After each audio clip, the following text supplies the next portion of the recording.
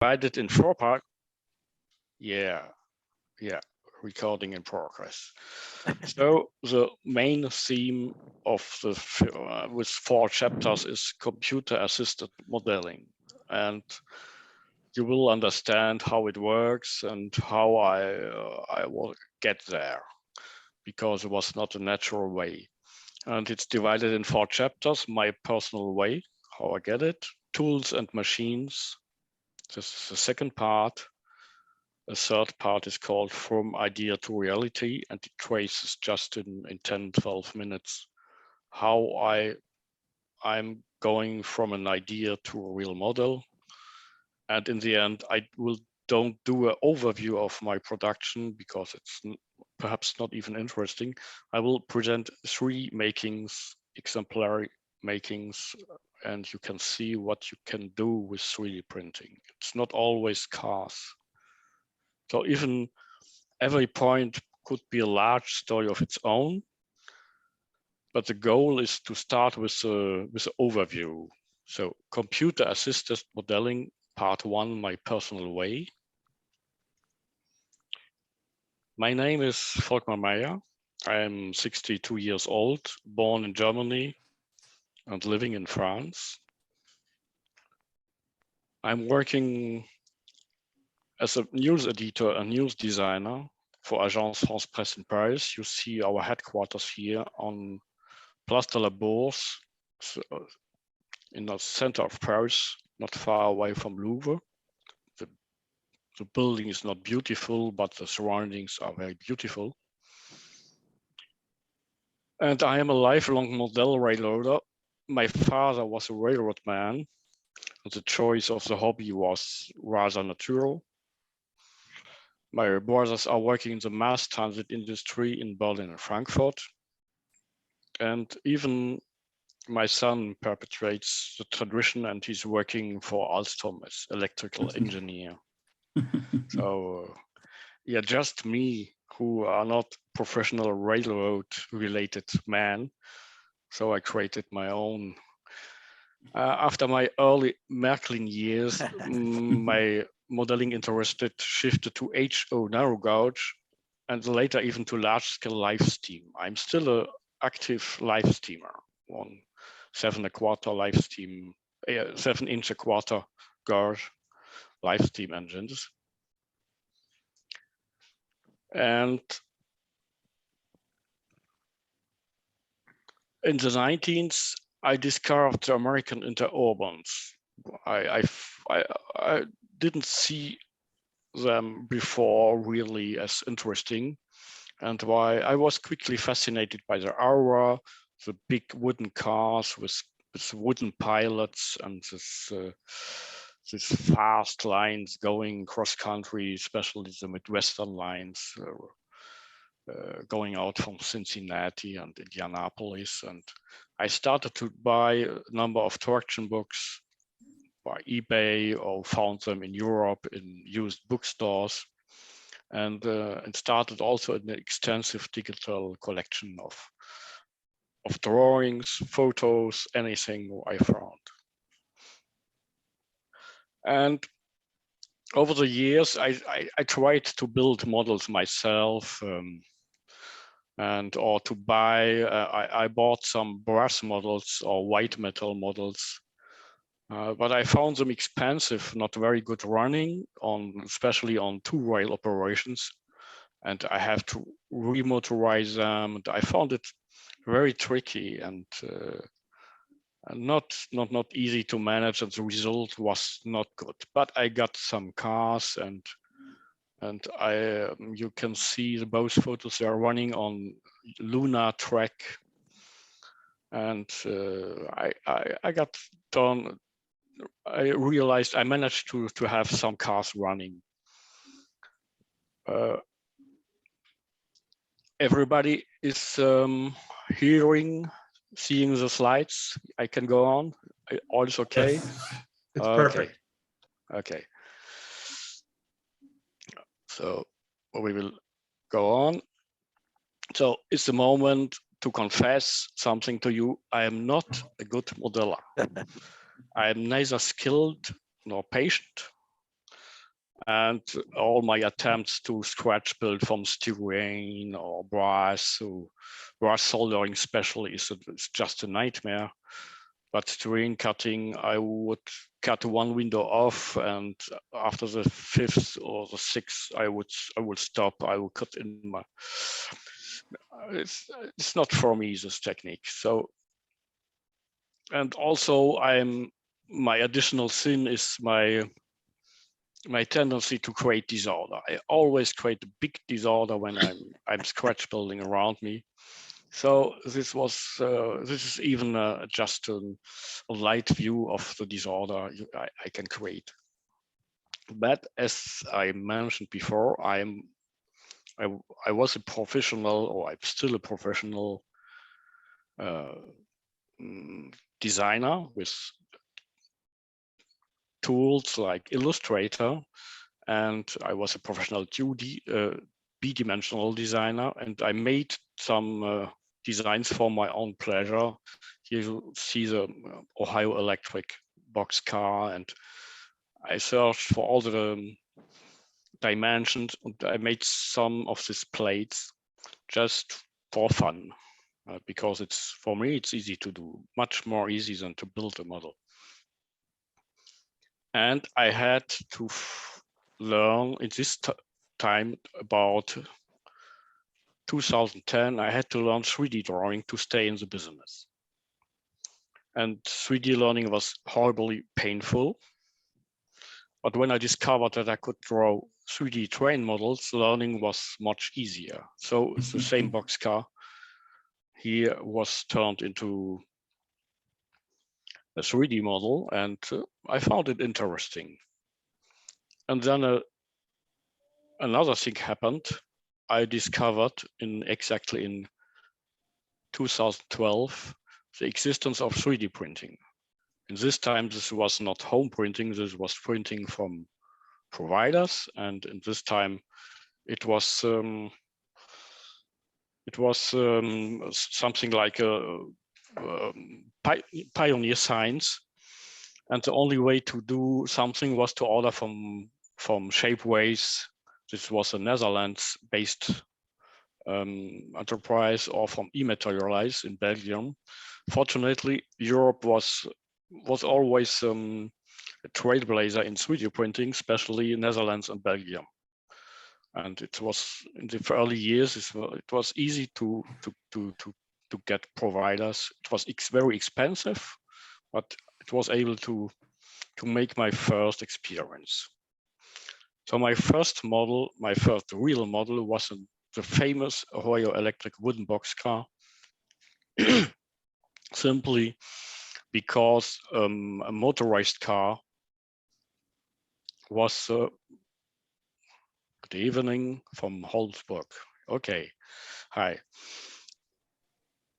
And a motorized car was a too high stake for me, so I like to start with a trailer.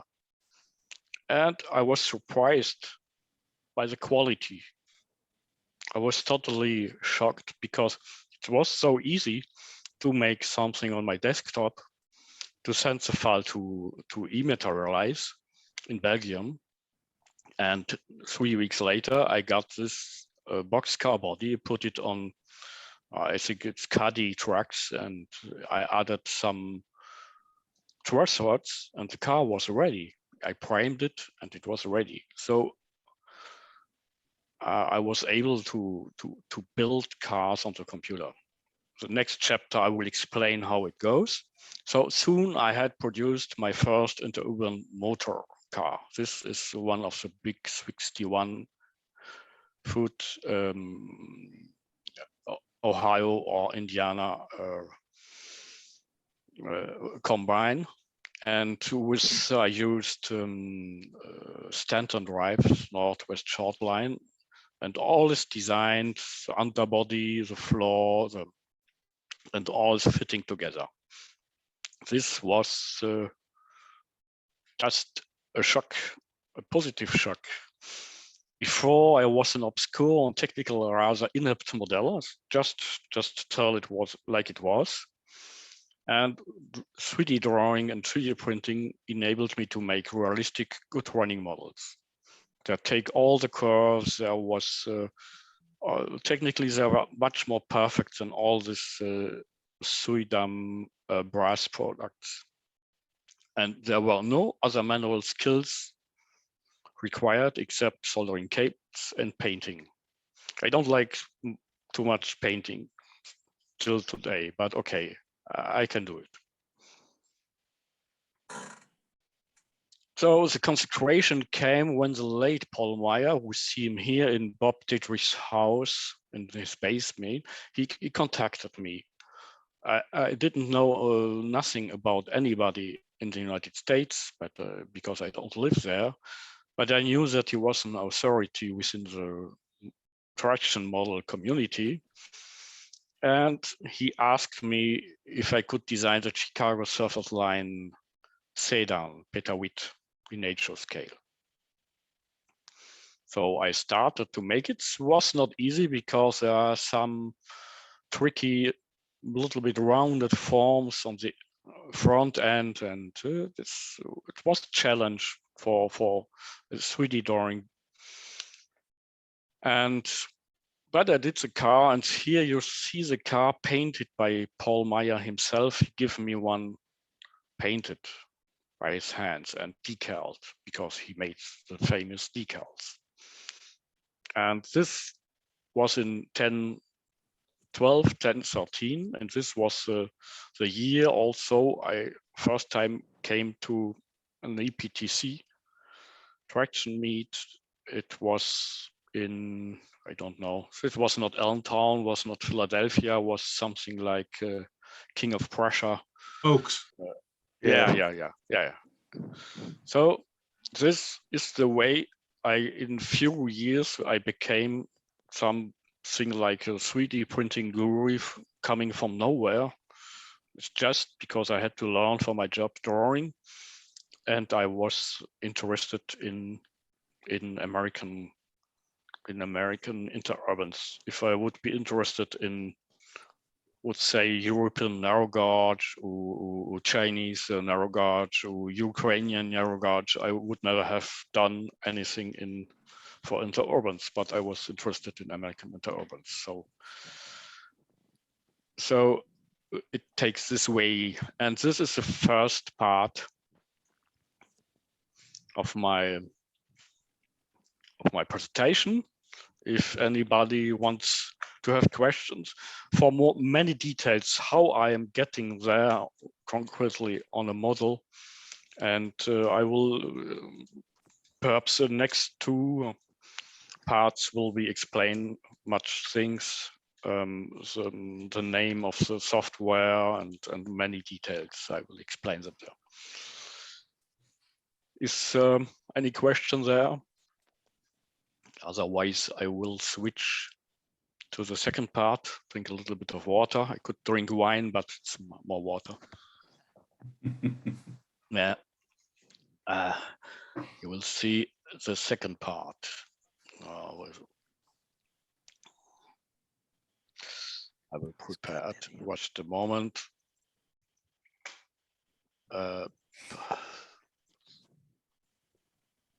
Tools and machines. Yes. So last meet we talked and we had a nice presentation about tools. Just this is again about tools. In the new, what we call computer assisted modeling, it's important because the models don't create them themselves. The traditional skills are replaced by machines. This is the way things are going. Machines don't work by themselves. You have to make complex computer files. They talk to the machines and tell them what to do. And this instruction must be written. Normally this is G code, this instruction, but you will never write G code textual. You will use tools and you make exports in STL files, put them into slicers. I will explain how it works. But the core of the new workflow is the writing instructions for machines instead of going back of cutting with your hands. The core of the production process is a computer. You have to have a good computer, powerful computer with a good screen and drawing software. You need both 2D and 3D software. The difference is not always clear, but okay, we'll see later. My preferred vector or 2D drawing software is Adobe Illustrator. This is payware, but I had it before by my company. And now I'm paying myself a small fee, monthly fee. But there's a good alternative. This is Inkscape, a free and open source vector graphics editor. The 3D software I'm using is Cinema 4D, a complex software designed to create real virtual reality. Do not choose this software. It's far too complex and absolutely too expensive. You can make things like this. This is not a photograph, and you can spot the error. The designer put 6-wheel trucks under the Chicago elevated. You see 2-3 wheels on the front of the car and again 3 wheels on the end. So this is a 6-wheeled Chicago elevated car, but otherwise it looks totally realistic. All the scene behind is created with the software, and you can move this train. This because it's called Cinema 4D. The fourth dimension is the time frame, so you can move objects. And this software I had to learn. But I discovered that the software you can create this object. So it was for me a good way to learn, to progress in my paid work and to have fun in my hobby. This is always a good idea to have both. Popular 3D programs for you, for normal users, or for is SketchUp or Tinkercad. There are also others, but these two are the most popular, and they're either free or just a few $100, and you go with it. But take care, 3D drawing is complicated and not easy. It's complex.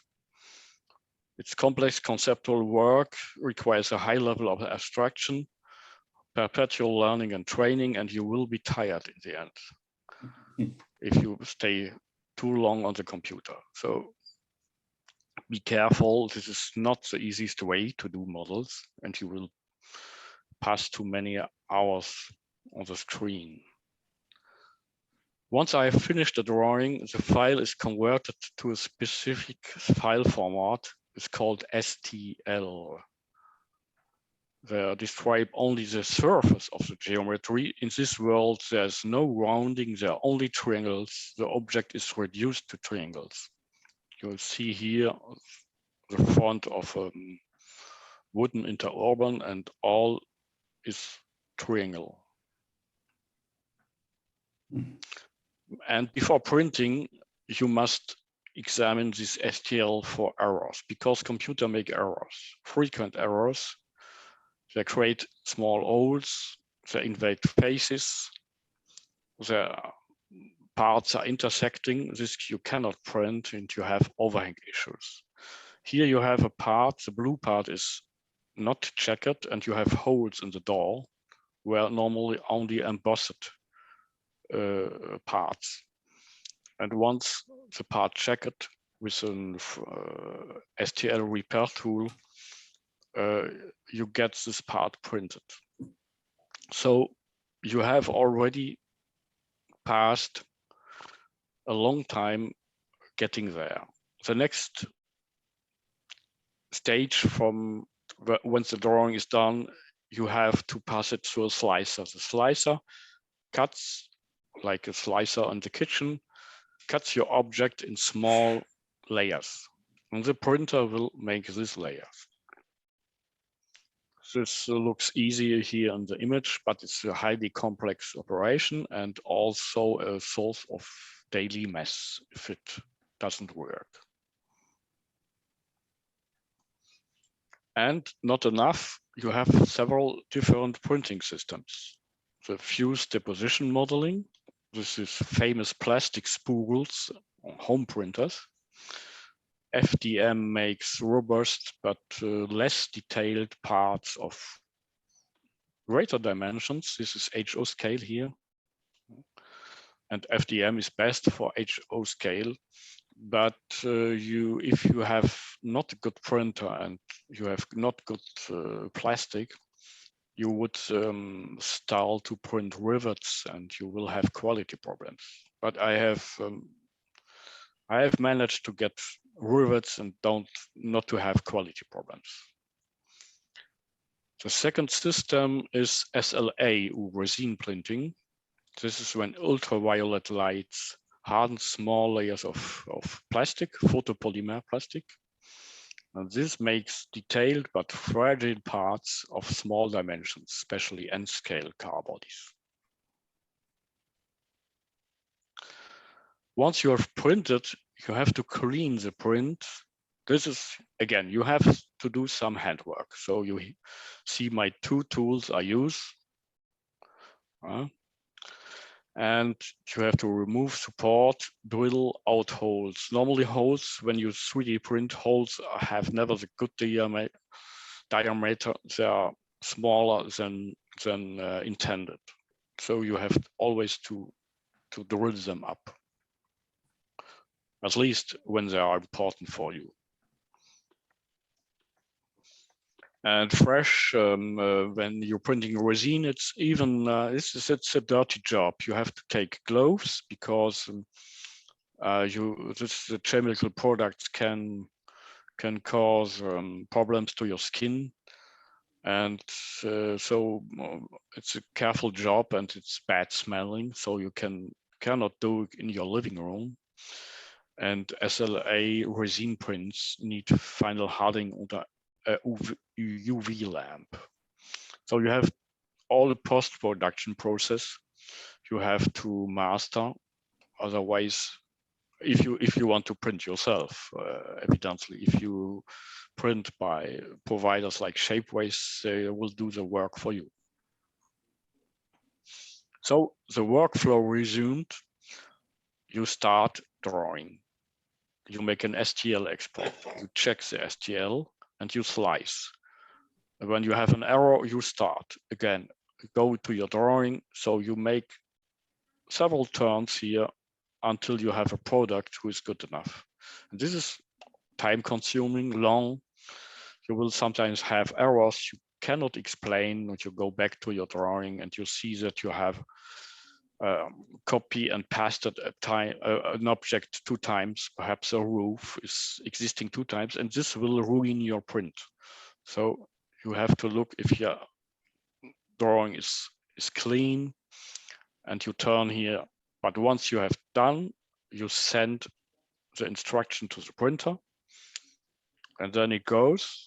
The 3D printing can be long, can be 12 hours, 13 hours, 20 hours. And even it's important, if you want to have good quality, you have to reduce the speed. Speed is important. The higher the printing time, better is the product. And once you have printed, you have the post-production, cleaning, drilling, and assembling, glue, screws, snap fit. By the way, I never make corrections by hand. If the drawing is not good, I throw it in the bin. I have a big bin with car parts, test prints, and I ever redraw the part. Firstly, because I'm not a good modeler, so drawing is easy for me, but cutting with a cutting knife or drilling, or sanding. I didn't like it. And also, if ever you want to sell a model, if it have to be perfect, I will not ask to someone who buys a model to make manual correction on bad drawing. So I throw it away, and I have a bin I use also for test painting and all the way. Another machine important, we will not talk about so much this evening, but it's important, is a laser cutter. A laser cutter makes precise part cut out from flat material. 6 millimeters about the maximum, but 1 or 2 or 3 millimeters the best.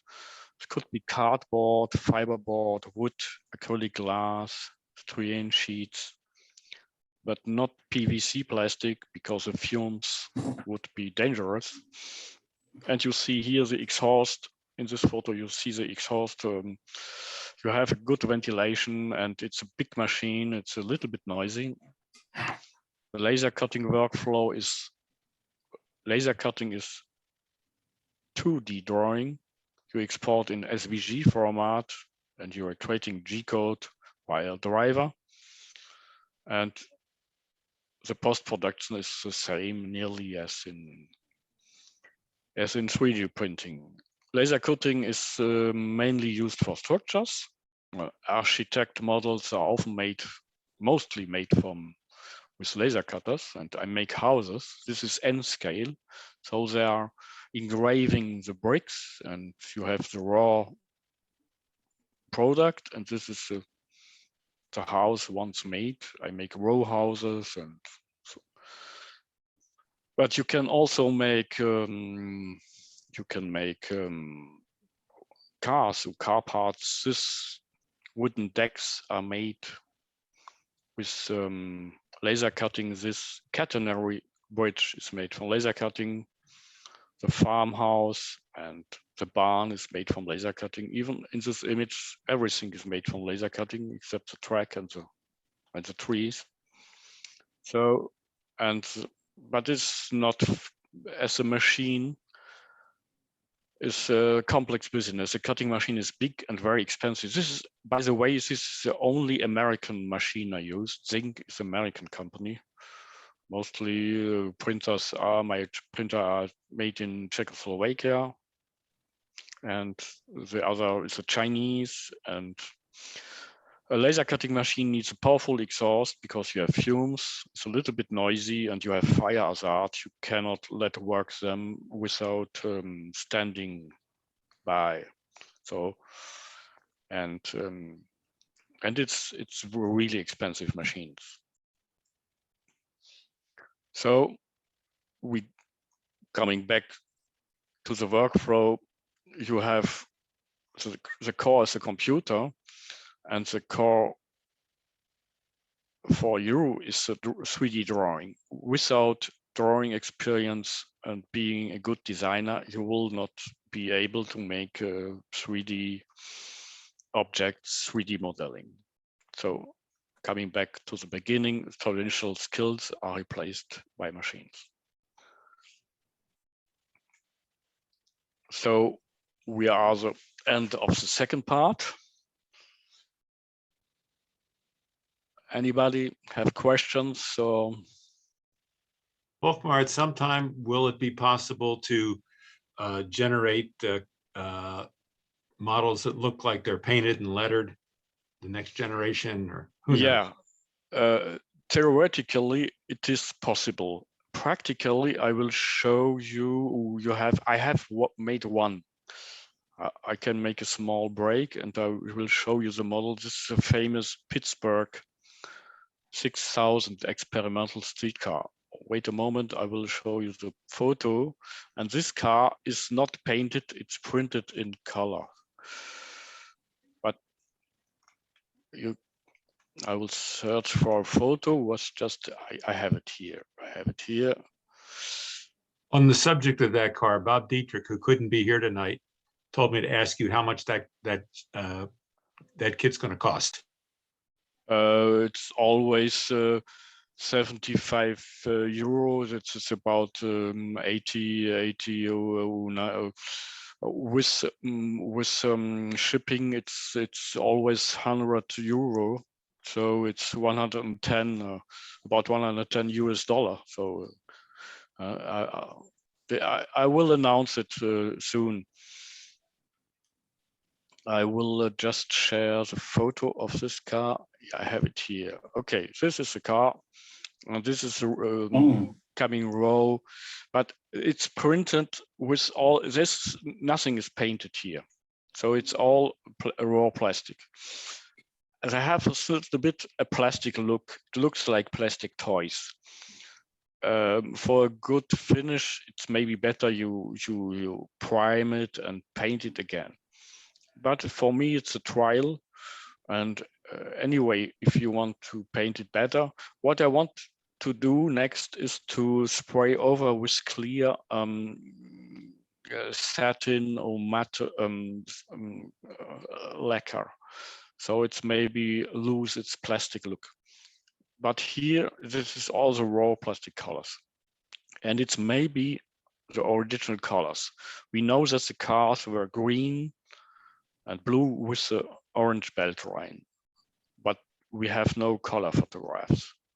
So I took the colors I have from the plastic, but it means that perhaps the car has looked like this. So this is my first attempt. Theoretically, in the future, there may be possible to print, and for the moment, you can only print horizontal lines in multicolor. So if you have complex color schemes, this will not work.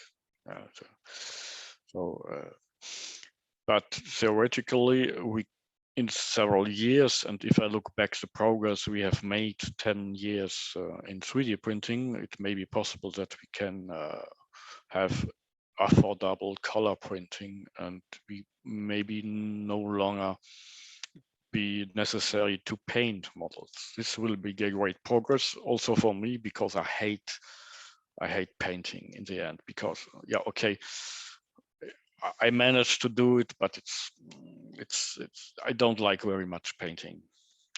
I do it because I want my models painted, and nobody does it for me in the end. So we'll switch to the third part. Wait a moment. The third part is called From Idea to Reality. This retraces in a way what I said in the chapter before, but just more concrete, how I go on, how it starts and how it ends. Also, I will take again back the screen sharing. Wait a moment.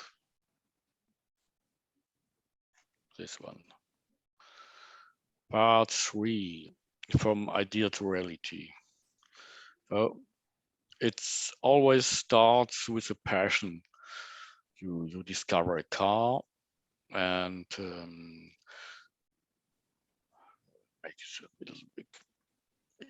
you discover a car and you like to have this car as a model, and you check, did anybody made it already? And you look around, and is this available perhaps as an old brass model? And you, as I'm lazy, perhaps I would buy it, but no, nobody have it, or it's too expensive. And so you have to go. If you want to have a car, you have to go yourself. And the first part is totally the same as for traditional scratch building. You look into Tory Talk and books, Sierra, bulletins, and traction heritage, and you make internet research. You like to know anything about this car, and the core is always to be an old drawing, blueprint. I will talk about blueprint to make the difference. Blueprint is 2D and drawing can be 3D. So this here in the photo, we have an old Hardenberg drawing. He was very prolific and he made detailed diagrams with instructions about the position of horns and lamps and roof mats and all this and colors. He made nice graphics, nice drawings, nice blueprints, but sometimes he made errors, so you have to check the errors also in his drawings. And sometimes if you look into drawings, you will see that the sum of the parts is not, this cannot be the total of the sum, and you have to decide what dimension is a good one, but over the years you learn it. Every elevation should be documented, the right side, the left side, the front, the rear, the roof, and the underfloor. So this means 6 elevations.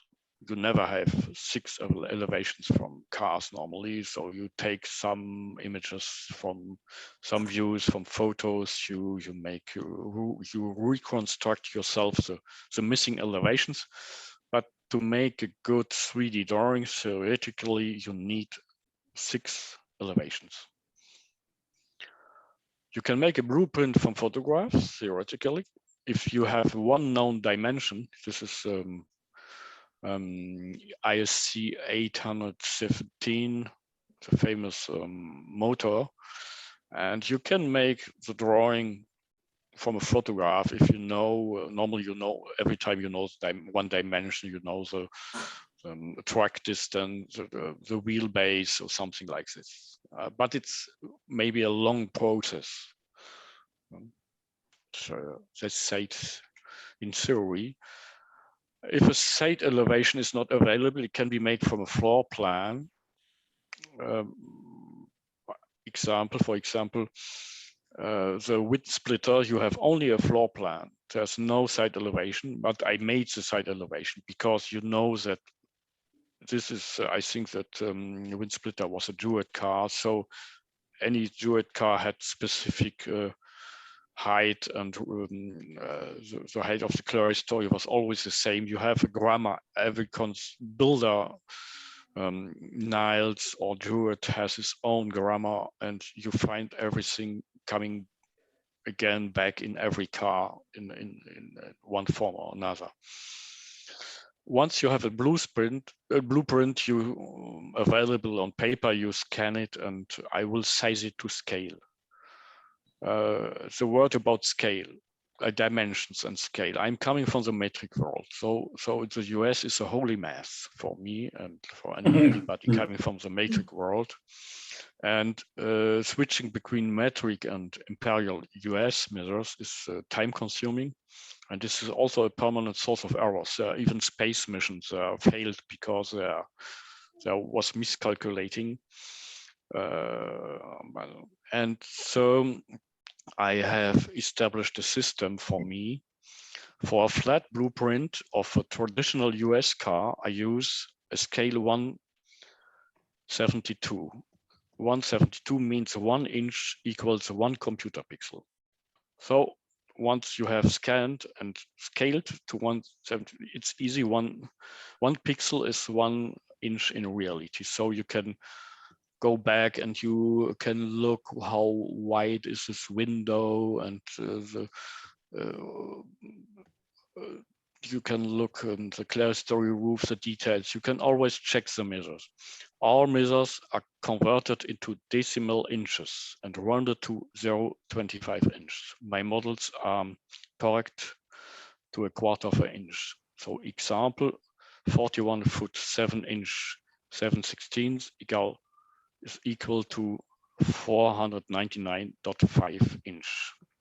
This is important because you have go to 3D drawing, you have to be able to have any measure available for you to make the parts the right size. And a second word about dimensions is very important. Per definition, 3D drawing has no scale, because an object, 3D object, can be scaled there's no scale necessary for nothing. And I draw in scale 1:1. You see here the detail of the wind splitter. The door is 44-inch wide, 72-inch high, and 3-inch deep on this model. Of course, I only scale down when exporting. So I make my models with the real dimensions. There can be no error. And even it's easier making O scale, N scale, HO scale. It's just export 1:87, 116 or 48, anything you want. I use a single basic drawing for both HO and N scale. This is basically the same drawing. This wind splitter, we know now wind splitter in HO with Stanton drives and in N scale with Tomitech drive. This is a famous Chicago HO scale and N scale. But you cannot draw like the real model.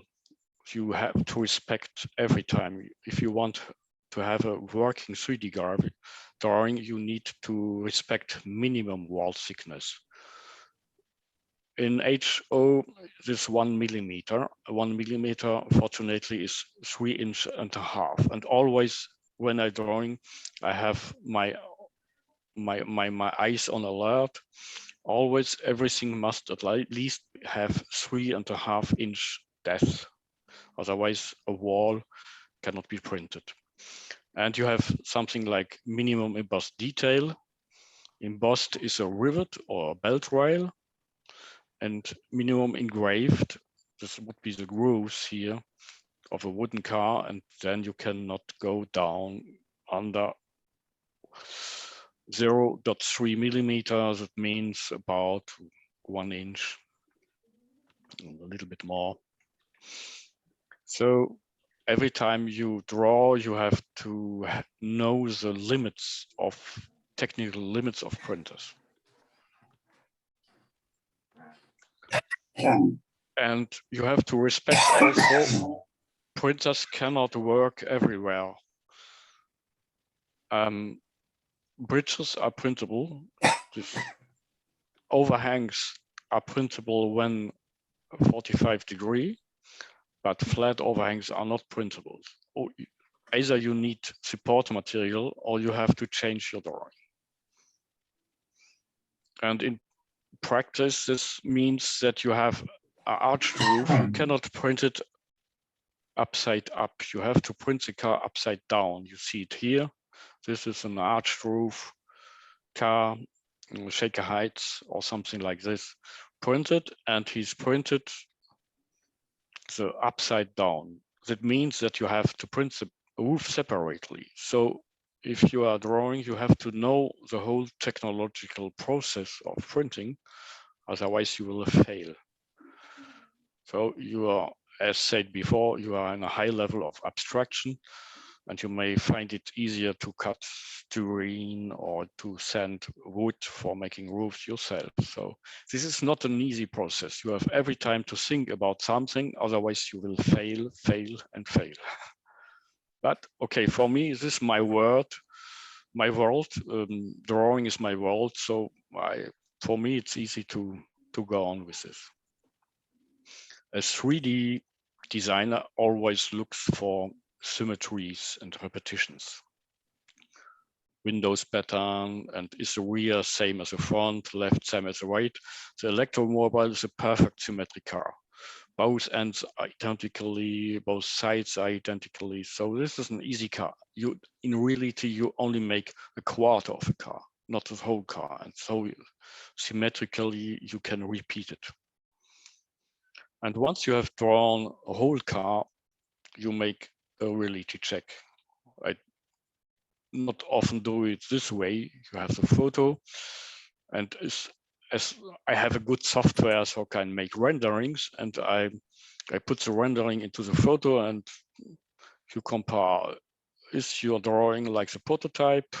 It's good looking. This is N scale, so there are no rivets for the moment. I could add them.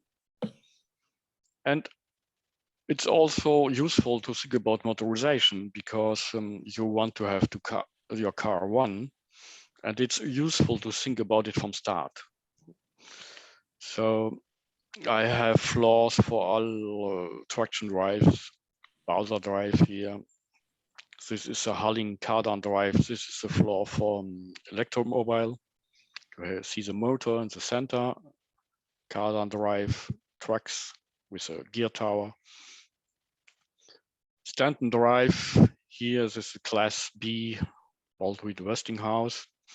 It's a very tiny locomotive and there's no much place for rotating the motor trucks, but it with the eccentric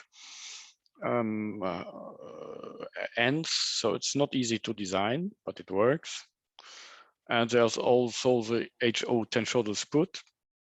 He's nearly identically so technically for the Stanton drive. And in N scale, you have the Tomitech drive.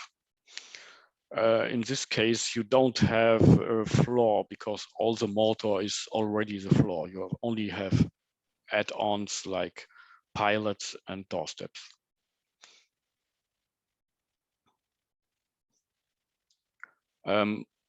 Normally, when I have made progress in 3D designing, I make test prints. Here I made a test print of a working pantograph in O scale. This was a tricky part. It worked, but okay, this just I wanted to see I'm able to do it. And in the end, yeah, here we have the famous Shoreline 100. So I have a test print and I put a motor inside and look if he really goes through the curves. Did the car run well? It's all okay. This is not already the final model. It's missing the rivets here, and there are some underfloor equipment missing. There are no steps for the moment.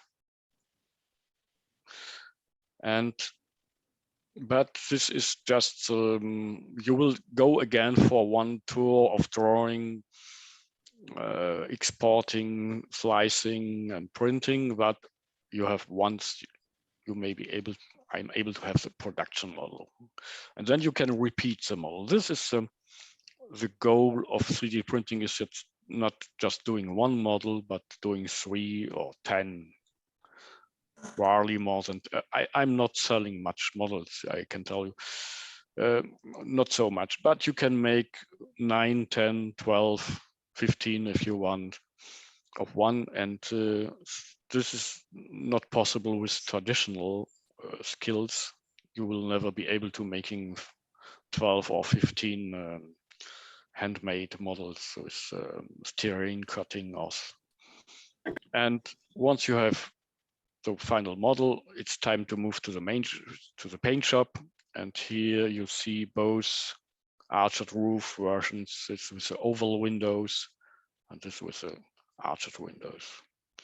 And this is the way a model goes from drawing. It starts always with documentation, a flat blueprint, and then the flat blueprint is going to be a 3D drawing, and then you have all the process. The drawing is done, but you have to make it printable, and in the end you have a painted car. This, thank you, is the end of the part 3. The pantograph he's totally plastic, but it could be. I could replace the contact part with some brass, and there's room for a small wire going down, and even if the structure is in plastic, it's maybe possible to make pantographs at least in O scale. This is an O scale pantograph. In HO scale, pantographs are available from European makers for not very expensive. It makes no sense to make HO pantographs. But in O scale, it's maybe possible to make working pantographs. Just a word about a failure. For the moment, I never managed to print conducting materials. There are some conducting filaments on cell, but they are not really conducting. They are working like a resistance. They have a very high resistance. You cannot print parts for electricity conducting purposes.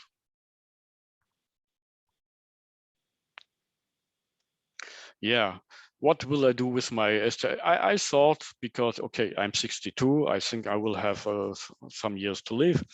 But okay, I already, I have given some files. You can make them public in libraries like Tinkercad. So, or I could build my own library.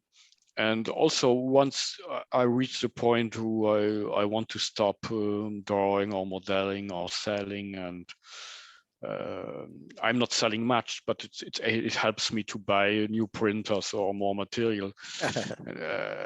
Nobody's getting rich with traction modeling anymore. This is just it gives me some money to invest again in the hobby, and some pleasure to share, because the models are there, and the people who buy them pay them, and this money goes in new plastic and new cutting machines and new printers. And also, yeah, I will take care to that this library that did not disappear. And what I already do is, with some fellow 3D guys, we share between us our graphics, our drawings, and we print for our own use only. But I share with some people I have already shared. If someone from you wants to have a STL file, test printing at home, I can give him a file. There's no problem. I have some models I never sold, or I never intended to sell, or even if a model is on sale, I can share. I don't care much about this. Just do not print it for selling, but I think nobody will do it. This is not the way things are going. Yeah. So, Volkmar, you had mentioned in the presentation that, I guess, you showed a T symbol for the cantilever type models. Yeah. I think with the resources that you're using, you probably can't do those types, but I can do it. Through Shapeways, they have a laser powder bed. With powder. You can do it with powder. You can also do it with laser resin too. You have a laser resin printer, you can also do those types of models. Yeah, the resin printer cannot do it, but you can add support. Right. And you can also add support to filament printers. But you will have this, maybe, because you have always to think support is always a source of annoyance. And for example, you can print a T, you have just to invert it. Right. You turn it upside down and it will work perfectly. So for larger structures, like I do truss type structures, they do have other methods of doing it where like I said, the laser resin printer now is the hot item, where you can print in resin and cantilever things out. Yeah, because it zaps the resin and instantly cures it. Well, and sometimes, like, if you're printing stuff yourself, it's not that it won't print, but it may be, even if it prints, it may be distorted, or it'll warp.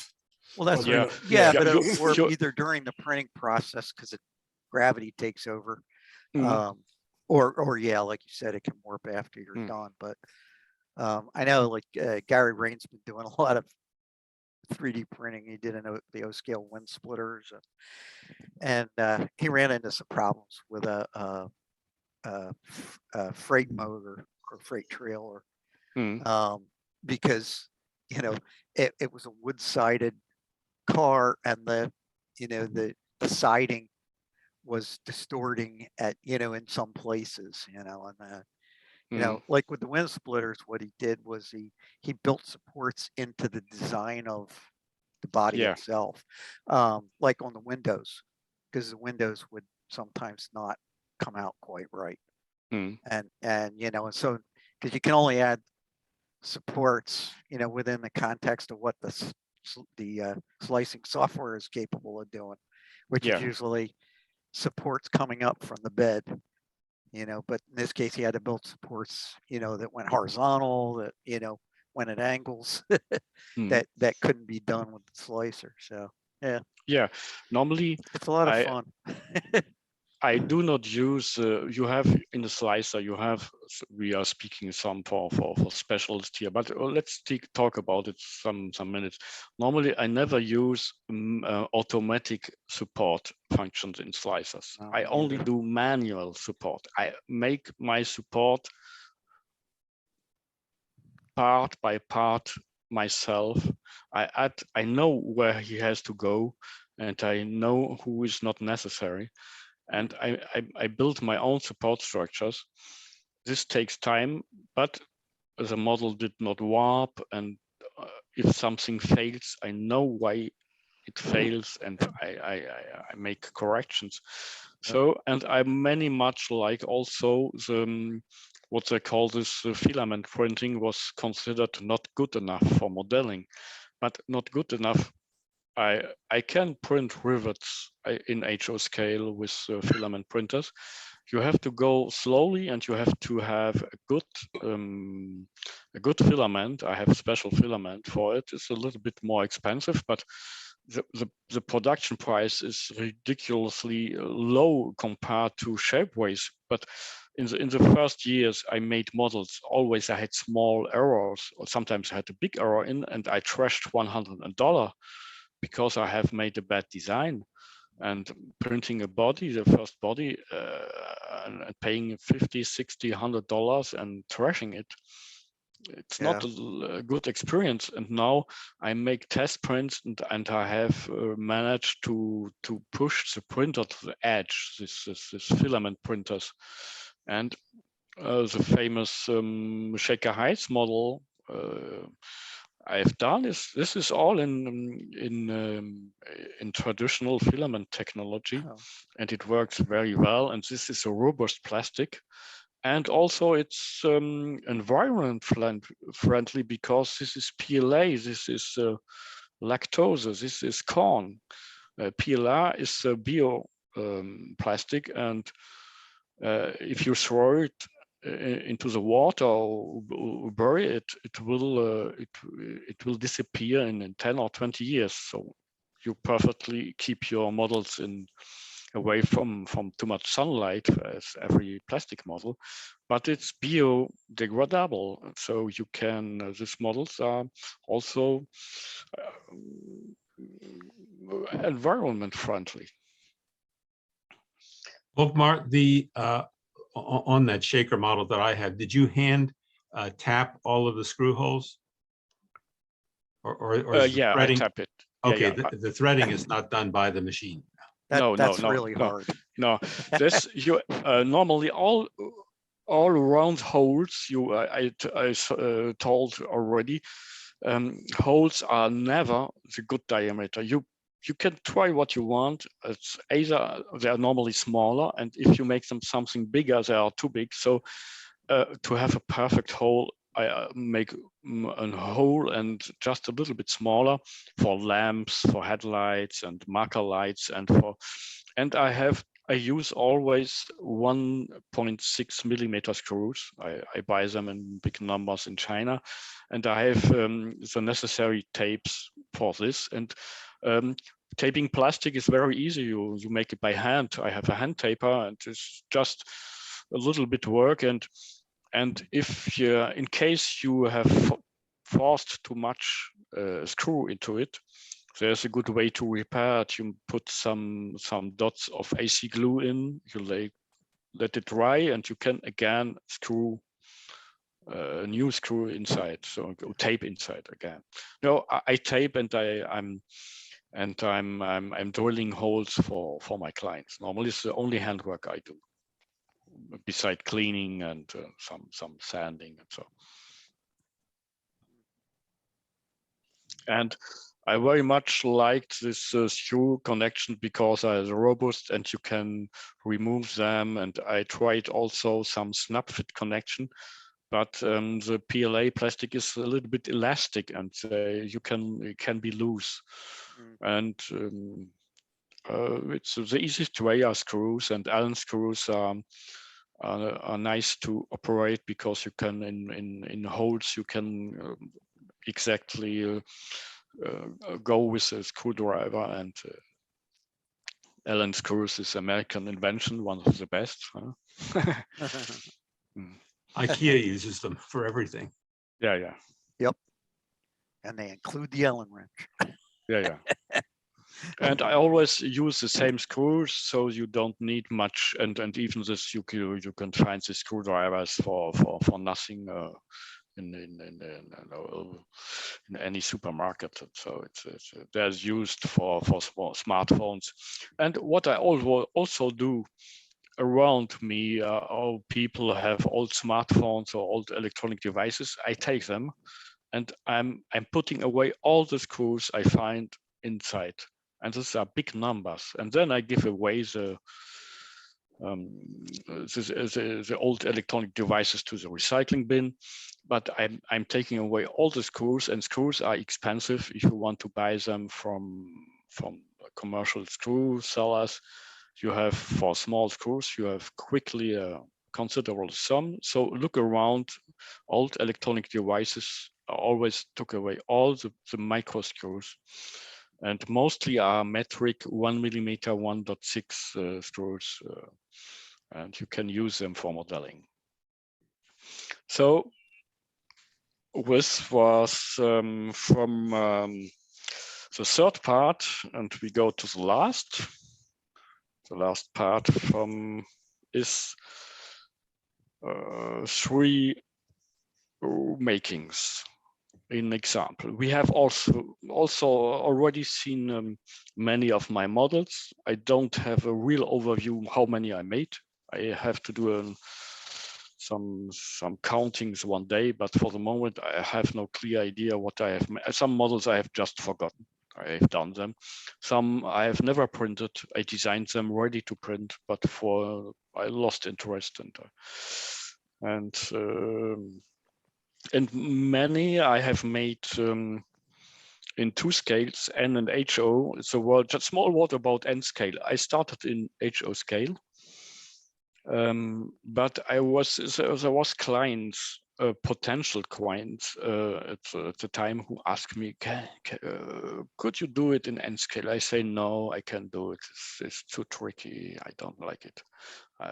I have not good eyes, and it's too small, and I could not paint them.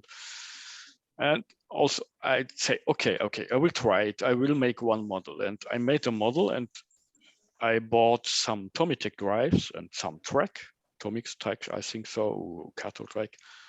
And I think, wow, amazing. These are running like no HO car never have run so good like this Tomitech drives on Cato track. And these models look so fine, and even painting, you don't need to make a big deal. And without detailing, you can see it's just okay painting them basically, and it's so fine. And so I discovered N scale, and when I started resin printing, N scale and resin printing is the natural choice. And so I came to N scale, and it's much fun because you can have on your kitchen table, I have mobile track, and after after dinner, I'm making up a little circuit, and I'm running streetcars and LRV and interurbans, and it's just fun. And I put it back in the box 2 hours later, and it's just end scale is just big fun. So I will go on with the last part. Let me open it before number four. Let's go. Let's go for the last part. Screen sharing for. Here we go.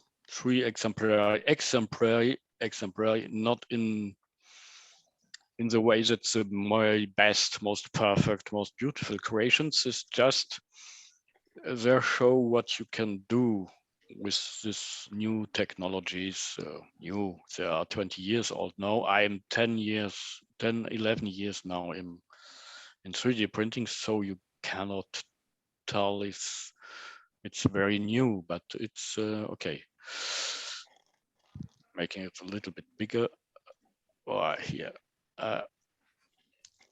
It starts with the first making this.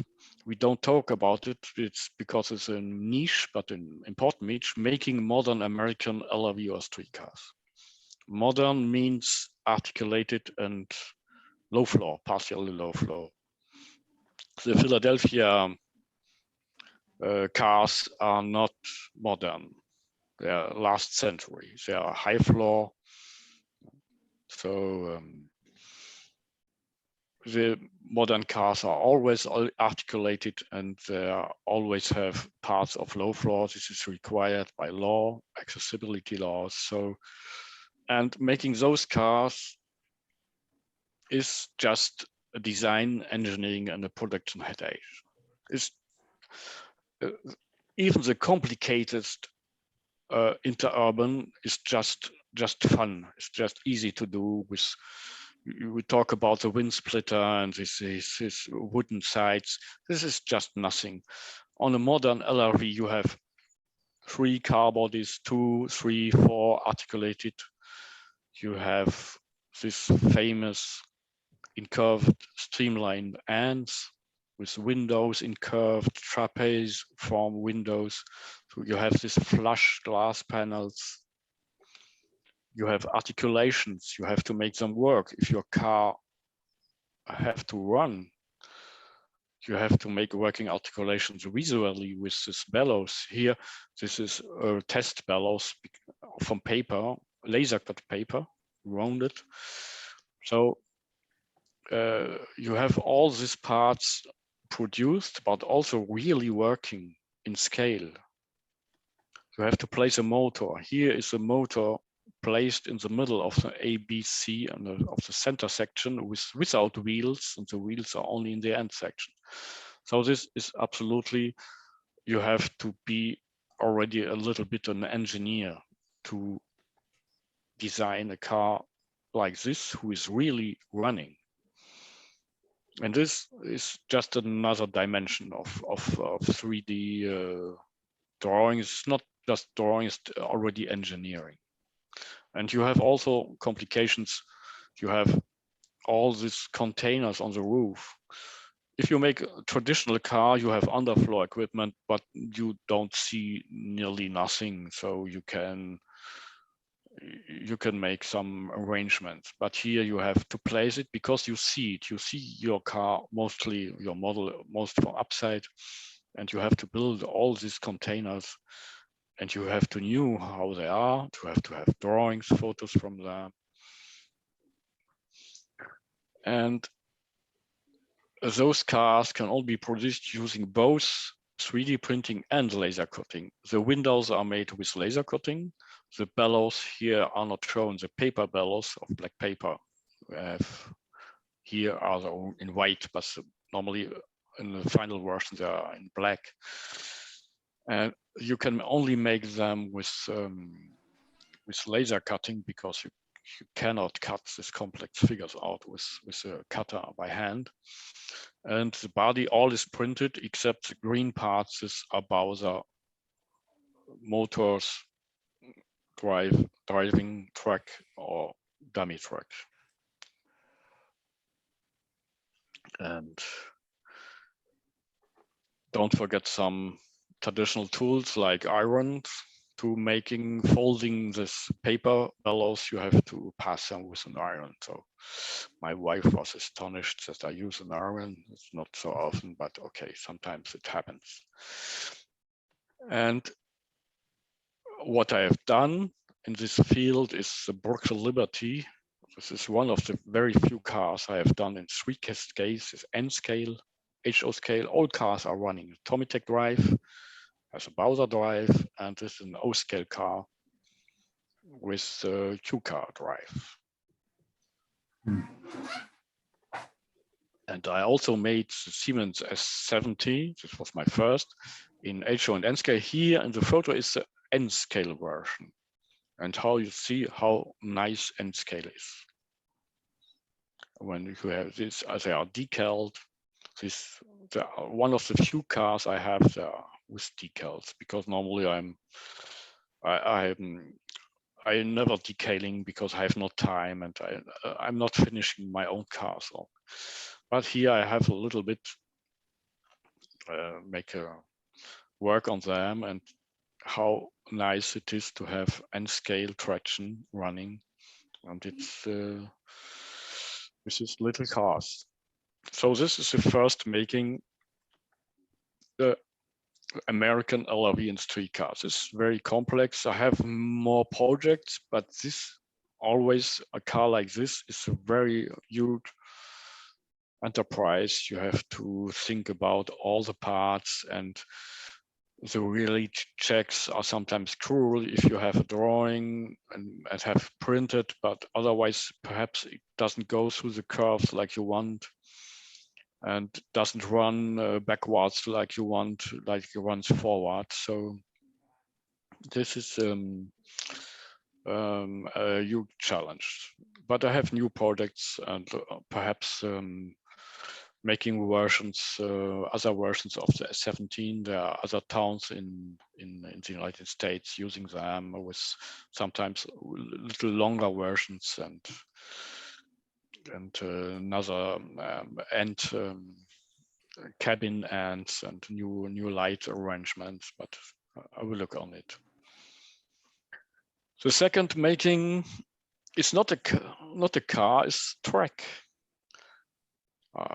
We have talked much about making 3D printing, making cars, traction cars, but I'm making track also. I discovered the Kato Unitram street track system and I found it absolutely excellent. And if we have something like this in HO, it would be absolutely fine. But I missed some special segments. Sharp curves, wide curves, lengths, non-standard lengths, various track center spaces, single track and gauntlet track, all this doesn't exist. So I started to make clones. They are just like the normal street car from Kato. I'm buying the joiners and flexible track and print the plastic. And so I can make ultra sharp curves. This is very sharp. This is N scale curve. It's just you can turn on. You have no excuse. You cannot say no longer, I have no place for a layout. You can make a layout everywhere you want. I made gauntlet track. You have here the gauntlet turnout, passive turnout, and here's the track itself with the four rails going through, and on the other side there's an inverted track again and fiddling out in 2 separate tracks. This makes this view here. This is all the car passing by in the center of the street. And I transposed this system also to this is N scale on the left. I made the same in HO scale and also in O scale. Always the same height, so you can put them 7 millimeter high, 6.8 millimeter high. So I created my own mobile track system based on the Kato system and fully compatible with the Kato system. You can put them together with normal Kato track, and I can. And even I looked up in the sky, and I wanted to have also elevated structures, and I made elevated structures, mobile elevated structures made of plastic. They are robust. They can take shocks, and they have the same geometry. Here's commercial Kato track and my elevated section with stations, and so you can make several levels of traction. This is all is self-made except the bus. This is the elevated sections and my own cars and even laser cut houses. And on the ground level, this is Kato, commercial Kato track. So making your own track work is maybe important if you want to run your cars. If you have no permanent layout, you can have mobile truck systems you can build on your kitchen or saloon table for a weekend and make it disappear some hours later. So this was for me an important step because I very much like run cars really.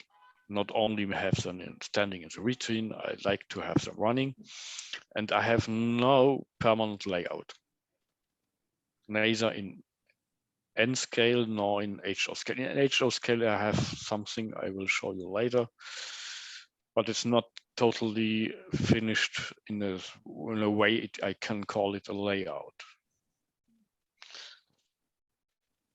The third making and last, going back to the beginning, that's when I discovered American interurbans. I found something stunning, discovered something stunning like the Indianapolis traction terminal, or something like the cathedral of traction somewhere in the Middle West. And I was totally fascinated by this building and started to have all documentation I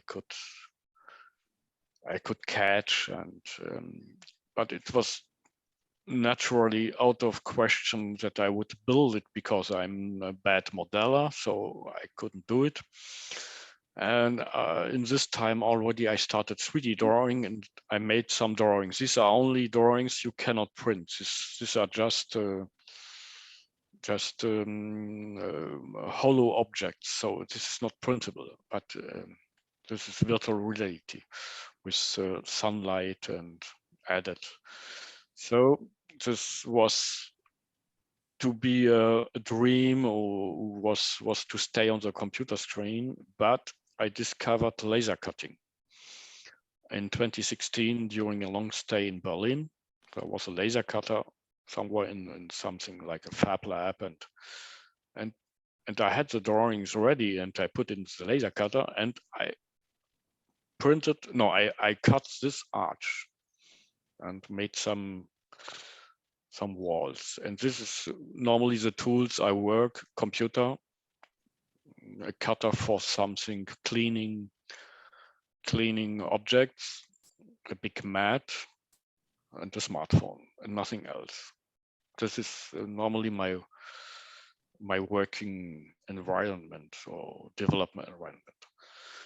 So suddenly with laser cutting, I saw that I could go on with building a traction terminal in HO scale, full scale. And I made walls and doors, all. And the brick structure you see, this is laser cut, painted white. And so I have the train shed and the waiting room, they are finished now. So, here, this is all self-made equipment except the high speed. This is a white metal Bowser, and here in the end, this is a Bowser New Orleans type, but in Philadelphia colors, PTC. But all the other models are my own production. And so here we have the train shed and the waiting room on the side. They are ready. And the building is ready in the first 3 stories. What is missing is the 6 stories upside, but this maybe comes soon. This is mostly 99% made from laser cut cardboard, MDF fiberboard. Sometimes painted, sometimes natural color. This is the entrance. And this is, in fact, this is like a professional architect model. I could work probably like a professional architect model maker in another life, but okay, I do it for hobby now. And there are many details with brickwork, and it's many conceptual work. Also, the orientation of flat cutting elements glued together to have all this relief and cornices. But okay, work is in progress, and I hope to finish the 6 stories above and to have a full-sized, absolutely to scale traction terminal, and this without new technologies to come back. Computer assisted modeling, it's absolutely impossible for me to build anything like this. It's absolutely not thinkable. I would never be able to do it with my hands, only with a computer and the mouse and the drawing software and conceptual work, and then a little bit of white glue and some paint, and I patch it together, and it's okay. But it's not many handwork here inside, not so much. So thanks and good evening. We are now at the end of our presentation, and come on, say thanks, merci et Dankeschön in German.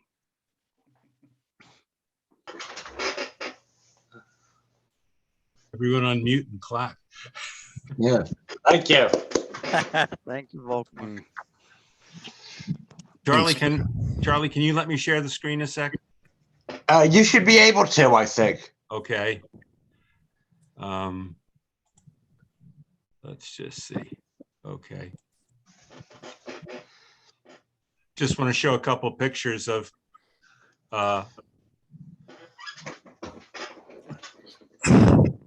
Volkmar's. Yeah, what I want to add. Yeah, we show the pictures. These presentations, I can export them in PDF, and you can read them later again if you want. Yeah, no problem. Here's my. Okay, this is yours and Paul's. First endeavor. Yeah, first and ever. Yeah. This is electromobile with Halling drives. Yeah. This flimsy drives, but they are nice because you have a 3 window view. Yeah. The motor is so flat, so you can make person sitting in the car. And yeah, on my layout, there's a 4% grade, and it has no problem climbing it. Yeah, they're powerful drives because all wheels are motorized, and just the motor is a little bit small, and so you have to be careful with the car downs when putting in. But it's once running, you don't touch it, and it runs. Yeah. If somebody wants a Bowser floor for this, I have it. I have it done. but I never sold it. But if I will make some publications about, because I have made many models. I never sold them because nobody asked me. Primarily, I make all my models for myself first. Nice model. A nice. I don't have a car like this decals. Well, Paul made the decals, like yeah. the Chicago cars. Yeah. Beautiful. Yeah, yes. Paul provided me with drawings of the electromobile. So I did do it. I didn't mention it, but I worked on at last 3 models with him. The first was a Chicago sedan, electromobile, and Fort Worth and a Lima Dallas combine. car. Yeah. And this car also is on his based on his initiative. Yeah. I very much like to work with him. I saw him only one time in 2013 because in 2015 he didn't come to the EPTC meet, and in 17 he was no longer alive, sadly. Yeah. And he helped me to come into the community because I didn't know nobody, and he believed in my skills. So this was a good moment because he was an expert. He was something in the community very high regarded, and I didn't know nobody. No. Okay. Have you done anything with doing the trucks to have them cast in brass? Yeah, I did. I have made brass fenders for the Fort Worth and Lima, and also brass fenders for a Niles car, and it's a little bit expensive, but it's good. It's looking. You can make nearly the same score of detail with resin printing, but a resin printed fender will crash if you hurt something, like a real fender.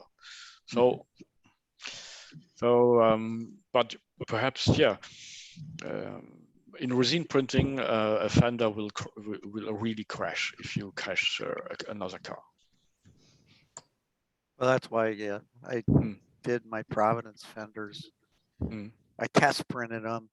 Yeah. Make sure they would print, and then I sent them to Shapeways, and they weren't horribly expensive. Yeah, it's horribly expensive. Yeah, I know. Yeah, because it was the worth process. it because, as Gary Rain said, you got to East Pennize all your ends of your cards. Yeah. You can make it yourself also, but you need a casting because you can use it's told castable resin. So this is a resin. It will melt. So you print it and you make a form, and it's not so complicated. There in the community, there are many people that use printing now to make jewels. Right. Very, very fine jewels. And finally, jewel making and model making are close brothers of the same art. That's I think, because if you send it to Shapeways, when you get the stuff back, they're in these little velvet bags. Yeah. Because most of the people sending stuff to do that are doing jewelry. And I very much like this all these techniques of jewel making, and because they are very close to what we are doing. And otherwise we are convinced that our models are always jewels. We treat them like jewels. Yeah. So, but there are really some clock making and jewel making are traditional clock making are close to what we are doing. So. Yeah. So brass printing or brass casting with printed objects, because you never print brass for the moment. Okay. This is an interesting way to do things, but you can only do it with special add-ons like fenders. Otherwise, the model. I calculated the price for some small. One time I wanted to print Baldwin Westinghouse Class B in all the body in brass, but it was just too expensive. Yeah. These were two 3D prints from Joseph Spinella in Australia. They turned out rather nicely. Yeah, they are. They're beautiful.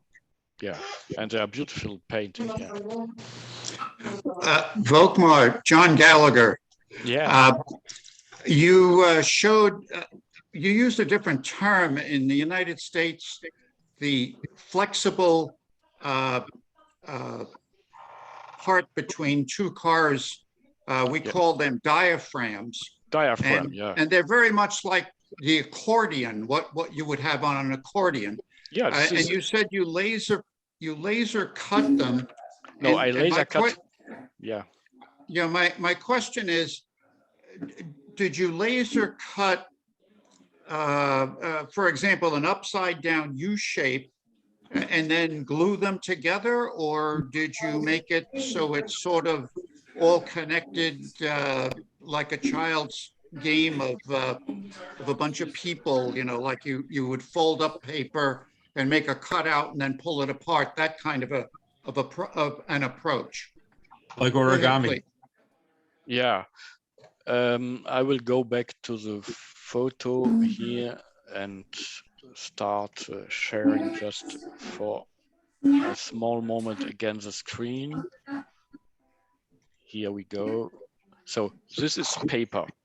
Yes. I laser cut the paper with all this contour, and a laser cutter not only cuts, you can also engrave. So the part where you fold is pre-engraved. So once you have, this is like an accordion, but it comes out flat, and once here, so the black is cut up from stiff paper, and then you can fold it. You can see this zigzag here, and it's like a real diaphragm. You have a left side, a right side. I even made them in N scale. They are so small you can never make them cutting with your hands. But with a laser cutter, you can make it, and you fold it by your hands, and then with an iron, you flat it down. And I make here, you have here paper, folded paper bellows who are flexible and turn well in curves.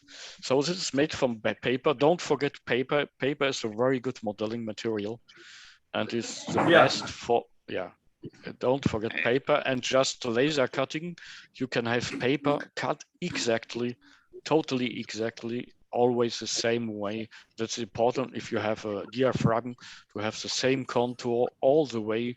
Sometimes the car side and the diaphragm is not straight, it's slightly rounded or inclined, and you only can make this pattern with a machine. You cannot make it with hand. In O scale, perhaps you can it by hand, but in N scale, never ever you could. If you're not a Japanese paper artist, you could never make it with your hands. The other way to do that when you're working with paper or light stock is with a Cricut machine. Which can achieve some of that precision, like not quite as good as a laser, but pretty good.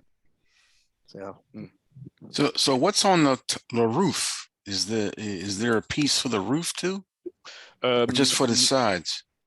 It depends. Let me go back to the presentation because I have still a photo inside. So here, this is one piece. In this, the S70, I used both technologies, but also for the bellow. There's a second technology you see here. This, you have no bellow, but you have a plastic drum, slightly incurved, who glides into the second body. And it looks like a diaphragm, but it's a false diaphragm. So this is most industrial models from Helling are made this way. So I have a plastic drum You can see it here. You see the drums here. Mhm. It turns around and it makes look like a bellow, like a diaphragm, but it's not a diaphragm, it's a drum. Going back to here, the containers are not part of the model. They are added separately. Here, they're added. And on the S7T, this is one piece. You can use both technologies. I made both, but now I would, because I have read more about these cars, I would make this car separate for the simple reason you have this car. This is I think this is Milwaukee, the Milwaukee hop, but you have the same Liberty street car in Detroit. It only have 3 AC units in the center. One is missing. So the problem with these cars is every version for every city is a little bit different. So it's always for a model, it's a good way to put away, to separate roof containers and the body, so you can make several versions for several cities. Oklahoma City has those too. Yeah. So this is always also the headache with this modern streetcar. No version is identically to another. This is just amazing. There's always made tailor-made cars, and for a modeler, of course, this is very difficult. The question was, when that O-scale version of the car, you had the gray bellows on the side. But I think the question was, how did you do the roof of the bellows area? Interesting. I think there is no. I will look back. There is no. There's a plate who covers the whole, but I do not. I can make it on the paper. On the. I will have a look on it.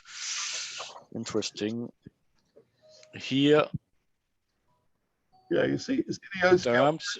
Yeah, and here on the bellows are removed here for photograph, but here there's no problem to make.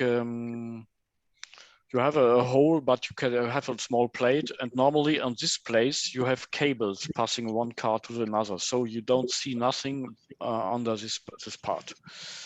You have. But there is junction cables, right? Yeah. There is a roof over the bellows. Yeah. Here in the HO version with drums, you have all the drum plate. Yeah.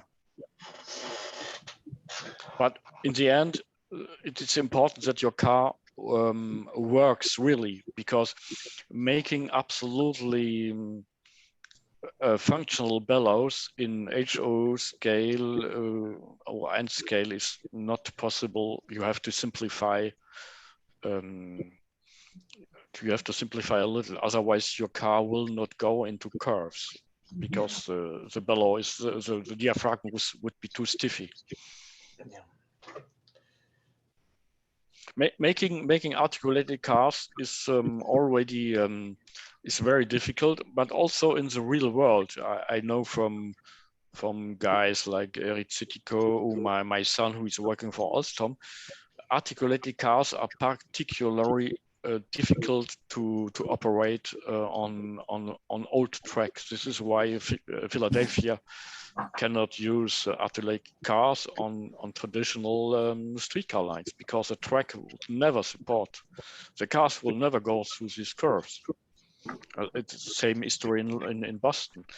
Normally, all these new cars only run on new European style track. It means with concrete sleepers and wide curves, and you cannot operate articulated cars through traditional American streetcar curves. It's just impossible. I would imagine definitely trouble with the subway surface. Yeah. Really tight curves in the subway surface. Yeah. And this is and normally because there's the systems they are built. This is San Diego. This is a copycat of German technology. So all the parameters are metric. This is also when I draw American LRV streetcars, I make normally because they are built on metric. The plans are metric, the blueprints are metric. Siemens they are using commercial versions with American units, but normally they are drawn to metric standards because all the parts are metric.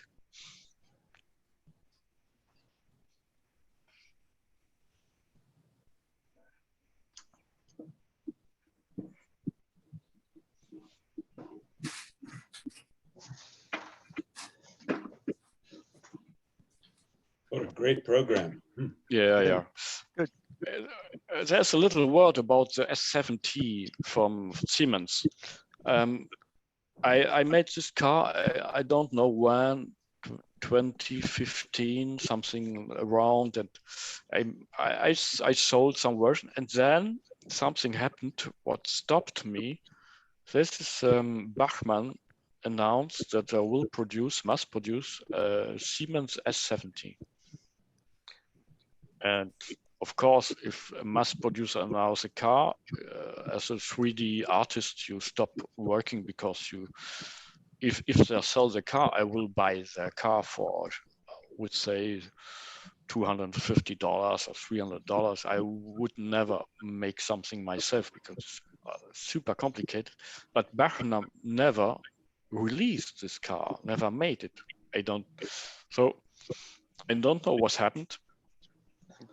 But they are really announced on the internet and on the sites and in publications that they will make a 70 LRV in HO scale, and never made it. Since there has visibly stopped, and because all the problems with China made parts, perhaps I will restart my own project and perhaps search to simplify, making it more robust in the terms of, because it's complicated to mount even for a modeler. It's not like Shaker Heights 300 model you receive. You have just put the motor inside, and it's very easy. But these models are complicated to mount, to glue the windows with crystal clear, and to paint them before and assemble the diaphragm. It's not so easy. But I wanted perhaps to rework it and make a new version, perhaps more affordable, well, not in price, but in technology, perhaps a little bit cheaper also. And yeah, but I was stopped by Bachmann, who announced we will make this car. I never made it.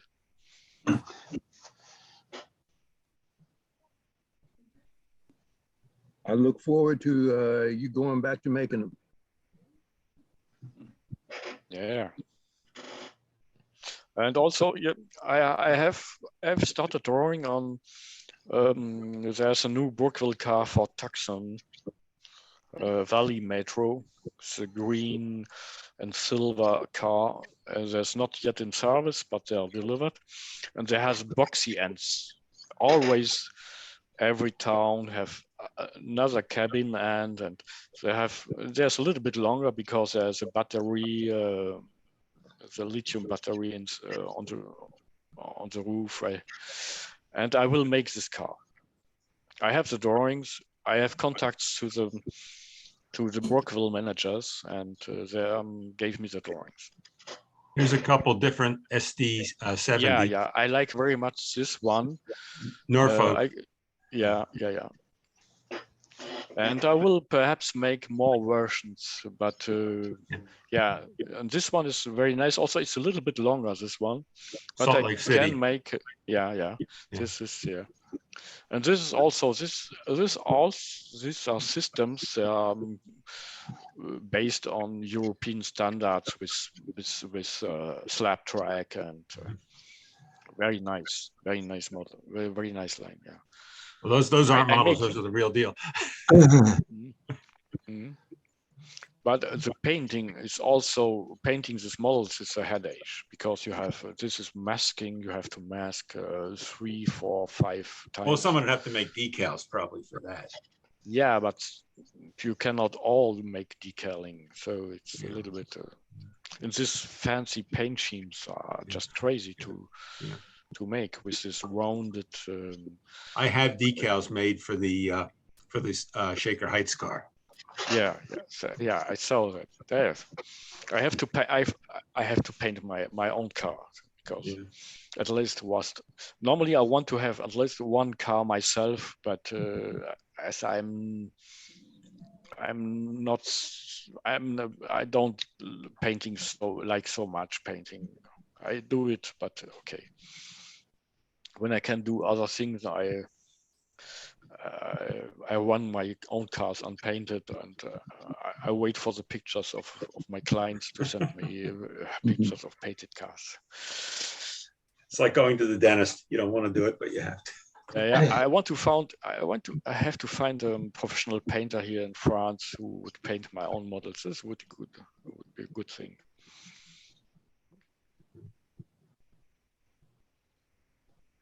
You coming to the 23 meet, Volkmar? I will probably come. Even this year, I was thinking, but I don't know if there is there any trolley meet or train meet with a trolley part in this year. I don't know if Steve Olson's having his in. Guess maybe we ought to talk to him. West Penn was normally, but I don't know what they're doing this year. Oh, that's a good one.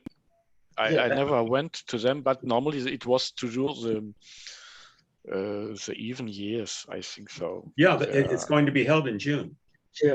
Okay, perhaps I will come. I can see if there is not too much war and too much COVID, and I don't know. But there's no war. Last meet, yeah. I will look if they have the meet. I will contact them. I could perhaps. We can send you the flyer about it. Yeah. And if you have them on the phone or mail, ask. They can perhaps. If they contact me, I will look what I can do. But normally in June, it's possible. Yeah. It's a great event. They're very, very welcoming. Yeah, and I could come. I could. You remember 2019? I have a small layout, N-scale layout, even with this elevated system. So in N-scale, you can put layout of a sort of foldable layout into your baggage, and it's absolutely possible to make a micro layout presentation. And I could, in N-scale, I can present running cars, and in HO I can take cars with me and let them run on displays from other clubs. Yeah, would be interested to come, and I will come next year probably. And work on my own projects is not as quick as I want, but I have so much thing I have nearly finished. So many models I've nearly finished. I didn't talk about it. I could talk about it days.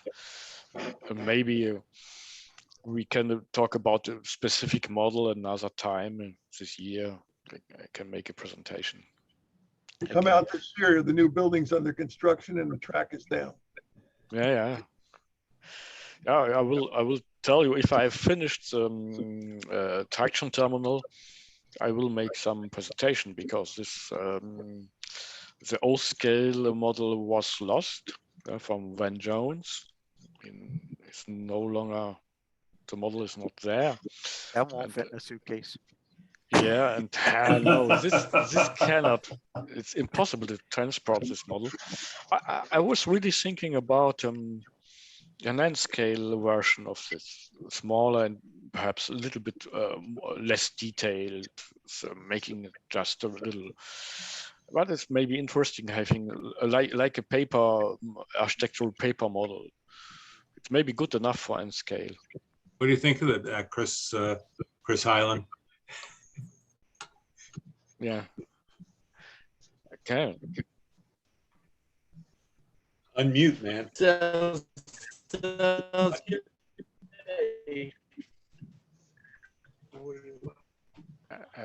Chris's the sound is bandwidth is low. Yeah. Yeah. There's some sound problems.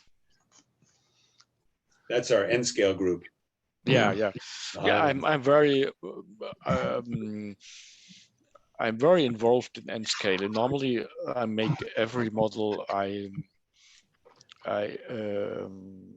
make in HO. I make it, and sometimes I make in the N scale before, because like it's smaller. If I fail, or if there's a problem, it's not too much cost involved, and I can fix it in N scale before going into bigger scales.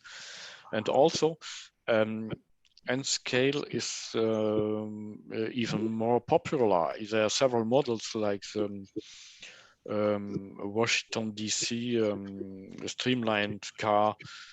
I never sold anything in HO, and I sold several much in N scale. And there's just a community is growing up, and it's interesting. And also we have this track systems, and we have this inexpensive drives from Tomitech to have with small wheels, and this makes something I didn't talk about is sometimes there's a panic in the traction community about drives. Will we have drives in the future? Theoretically, it's totally possible to make drives with 3D printing and buying motors. And there's a guy working on that right now. Yeah, there are guys working on in O scale. It's no problem. And I myself, I printed also wheels, because in the beginning I had problems because O scale is not popular in Europe, and we have not the same O scale. We have the real O scale 1 to 43.5. The American O scale is a compromise O scale 1 to 48. So there's and first I didn't find the wheels I wanted, and I printed wheels myself and put in on axles, metal axles, and it's running. It's okay. You cannot. It's plastic wheels are not so much liked, but anyway, it works. And it is possible to make drives in O scale. There's no doubt. HO drives making. I know that our fellow 3D designers made full clones of Halling drives, except the motors themselves. It's not reasonable to do it for the moment, because you have to buy gears, and even you can cut gears with a laser cutter. It's maybe possible from acrylic plastic or from. But you can theoretically you can make your own drives with 3D printing.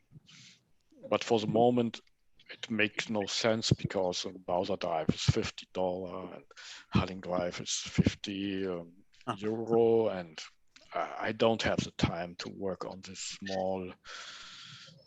One of the problems with things other than the Bowser drive is getting motors now. Yeah, what we there's in fact there's not so much a problem. There's a problem when you are running DC. When you are running DCC, you can take 6-volt motors, and 6-volt motors you have all you want. You have problems to get 12-volt motors, and it's like the Tomitech drives. Normal N scale is 12 volt, but the Tomitech drive are 6 volt or even 4.5, because and if you accept 6-volt motors, and if you have a DCC, voltage is not a problem. You just have to reprogram your decoder, and you can run with every tension you want. Tension below 18 to 20 volt goes in the wire. So this is only a problem when you go DC, but even with Stomitech drives, you 6 volt. I have some I just block a little bit the voltage and it's okay. I think it's the false problems. It's just 12-volt motors who are disappearing. What is the website for that howling drive? I will send it. We can attach it to. I will send it to the community. They have a website and they are speaking English, so there's really no problem to order from them. They have very nice products. Their street cars are expensive, but their drives are amazing. They have all sort of drives with all sort of wheel diameters. Volkmar, for wheels, there's a company in the United States. They've been around a long time called Northwest. Yeah, I was Shortline. client for the drives. Yeah, and they sell gears too, and they sell actually towers, gear towers, so that you can, you know, operate your motor straight into the truck, and then it transmits through gears down to your wheels or to your wheel axles. Yeah, I have some of their stuff, and it's good. Yeah, I started my 3D models with Stanton drives. The only problem is they're horribly expensive. So but their products are nice and Stanton is really a very sweet running drive. Yeah. So they're just a little bit expensive, and sometimes it's very, very long to get them. So you have some of the reserve, and there's something that's not well regarded, the Tenshodo drive. But I have some of them, and they cost only the half, really the half. And if you have to make some modifications, they are running as good as Shortline. You have to drill a hole in the body because the body is fully enclosed and the motor is heating, and you cannot you cannot put oil in the bearings. And if you drill 2 holes in the plastic body, you have to unmount all the drive, drill 2 small holes, and the drive is running very well. It's a lubrication problems often on Tenshodo drives. Halling, yeah. How do you spell that, Halling? Halling, German, die Halling. Halling, Tom. Really, like you wrote, it's okay. Yeah. Normally, but I can start research. Wait a moment. Halling. Straßenbahn. Voilà. You've seen my LRVs, right, Tom? Remember my LRVs? Yeah. Yes. Yes.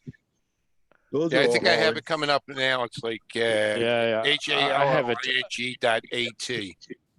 I have it. Here we are.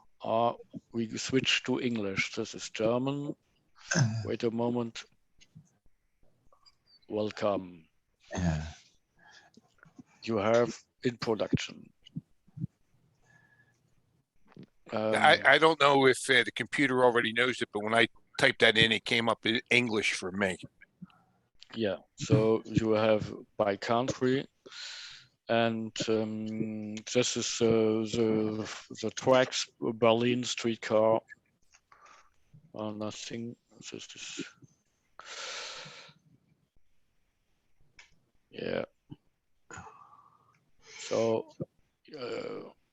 this is a streetcar, double articulated, but the drives are in the end cock metal drive technology. Here you are. HO.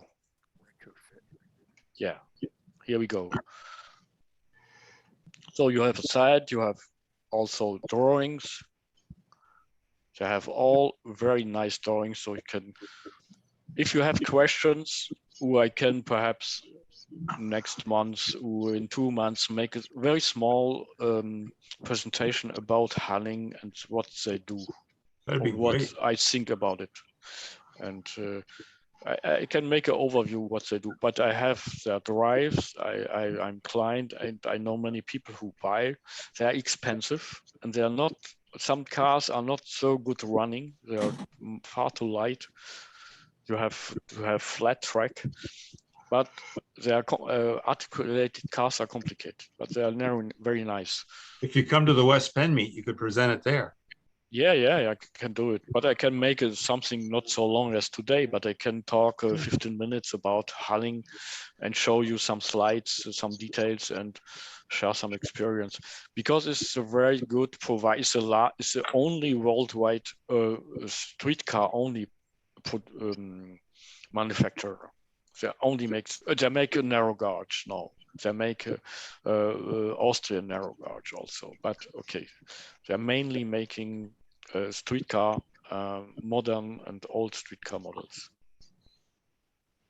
They also make functioning coach railway. This is also amazing. They make these models. These are fancy peoples, and also their technology is interesting for making models. Their car bodies are clear. They are totally transparent, and they have their print. They don't paint their models. They have a printer. They print color on the clear bodies. Wow. And there are no decals because all the details are already printed. They have a printer that prints around the model. And this is their own secret.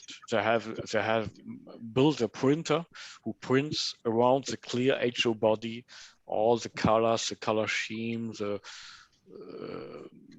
destination sign, the car number, all the fancy paint schemes, and this is their secret. Finally, because the bodies are modern streetcar bodies are basic. They are just flat, slightly incurved, and with streamlined ends. But there's nothing, just containers on the roof, the separate plastic part.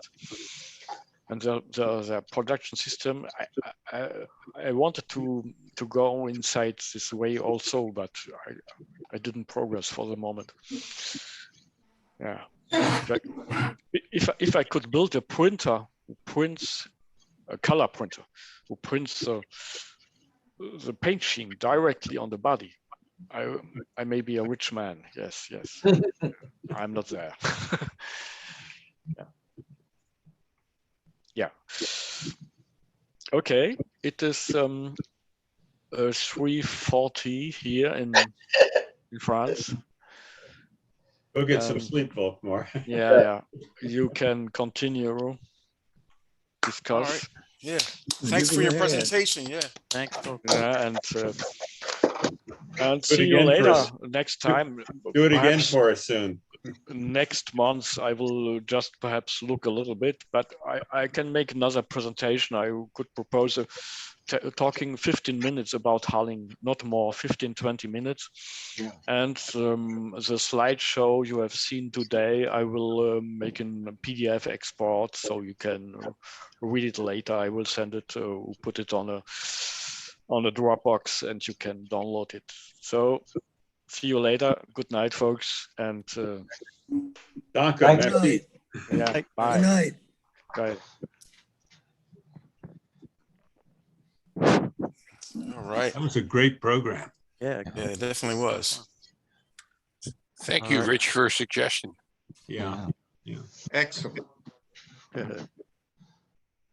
Okay, let's start the business part of the meeting. Thanks for Volkmar for your presentation. It was very helpful for those who are not up to speed on 3D printing and see it's very lucrative art. It's a lot of facets involved in it that we all sort of kind of have, but it's a matter of skills in terms of computers and be willing to let computers help you out. It's that's kind of what it is. It's a help. It's not really the computer's not really doing the work. I think people don't really realize that it's all still up here, but it's the matter of how you get it out onto the canvas. All right. So Charlie, how we doing on money?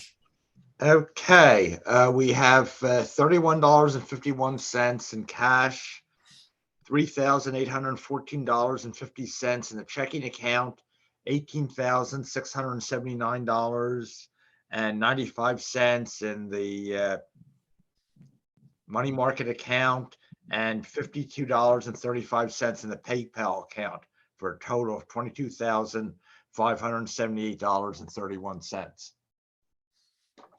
Okay. And we have one calendar left. We're not quite sold out yet. Rich maybe has one, right? I have Because- one. Maybe we should gift it to Volkmar for his program. Yeah, there you go. I agree. All right, so we're sold out. So we're sold out, yeah. Yeah. Let's see here. Probably in another month or so, we're going to have to start work on the 23.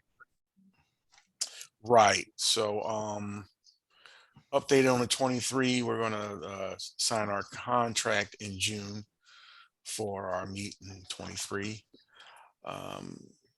Like Rich just said, we're going to try to, start everything going up for that. It'll be approaching on a year. So we want to get ready for our meet in 23. Let's see what else. We have the photo contest coming up next month. I think everybody heard from Mike. I don't know if the same group is here or has got some new people. Mike will be taking care of the photo contest next month. And Mike, I don't know if you want to say something real quick for those who might have joined late.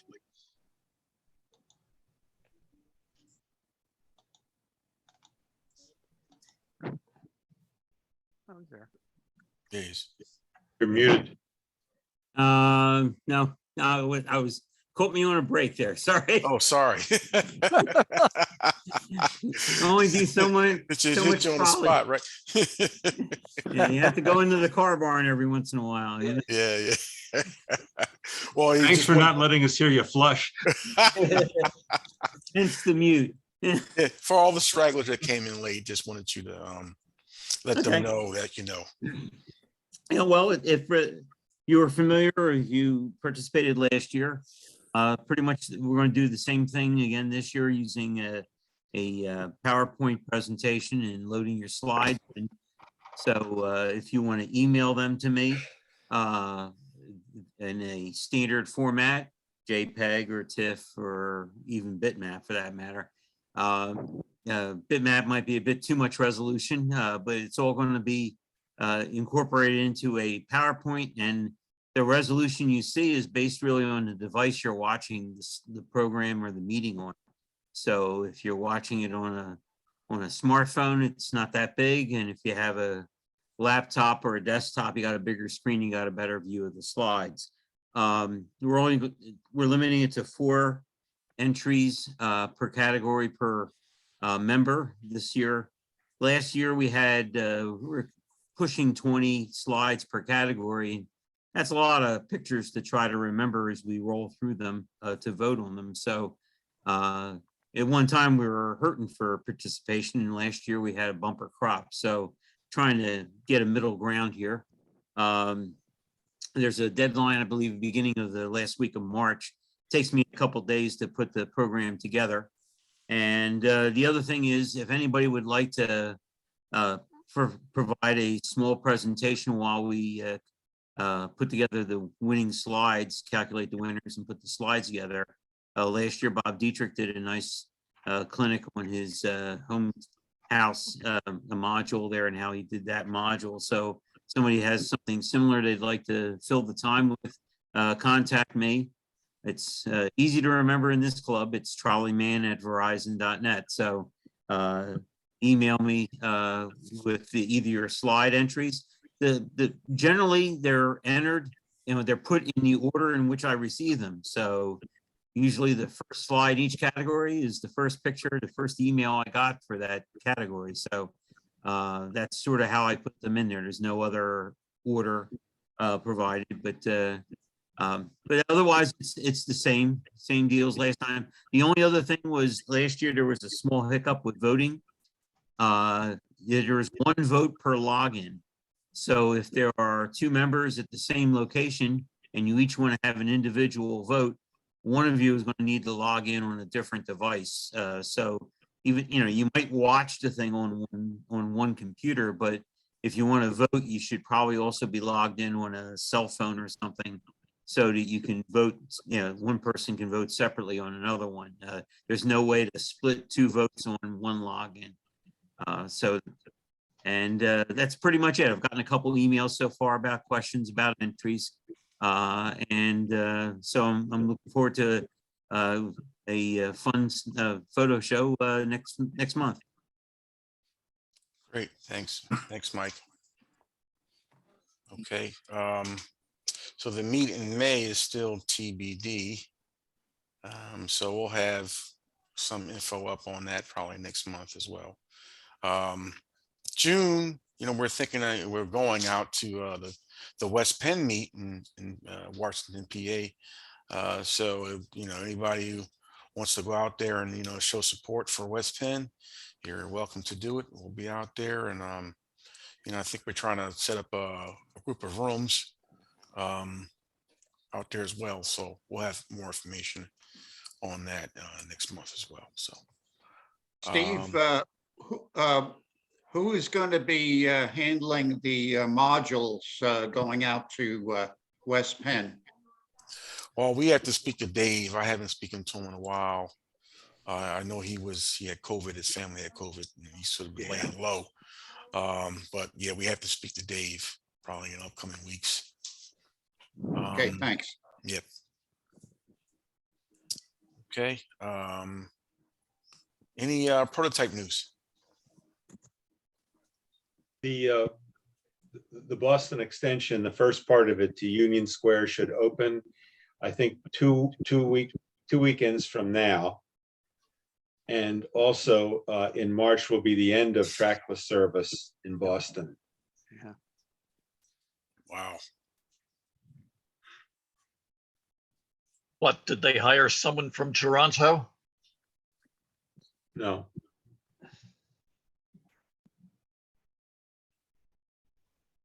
Is trackless the Silver Line? No, it's the lines in Cambridge, the lines from North Cambridge to Waverly and Watertown. Now, I think, are they getting battery buses for those lines or? Eventually. The same kind that SIPTA has in South Philly? No idea. Because don't forget, they have some unique needs. They need left-hand doors unless they run reverse way with the buses, because the tracklesses all had left-sided doors. Well, they have buses of left-hand doors too, don't they, up there? I'm not sure. Not that I know of.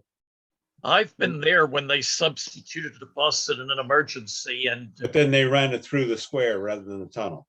no, I've seen a bus in the tunnel without left-hand doors, and I was disappointed because I came up to ride the trackless. You got to get up against the wall. You get off the bus and you're against the wall. Yes, you had to walk around the bus. Sounds like a bad idea.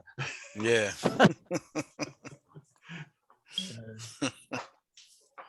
Wow. Yeah, I was there some years ago, and one of the lines was busing, so it was an all-day thing for one of the 3 lines.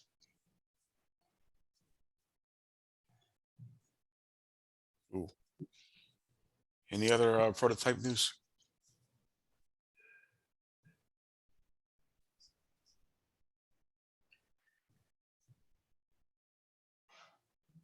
It's not.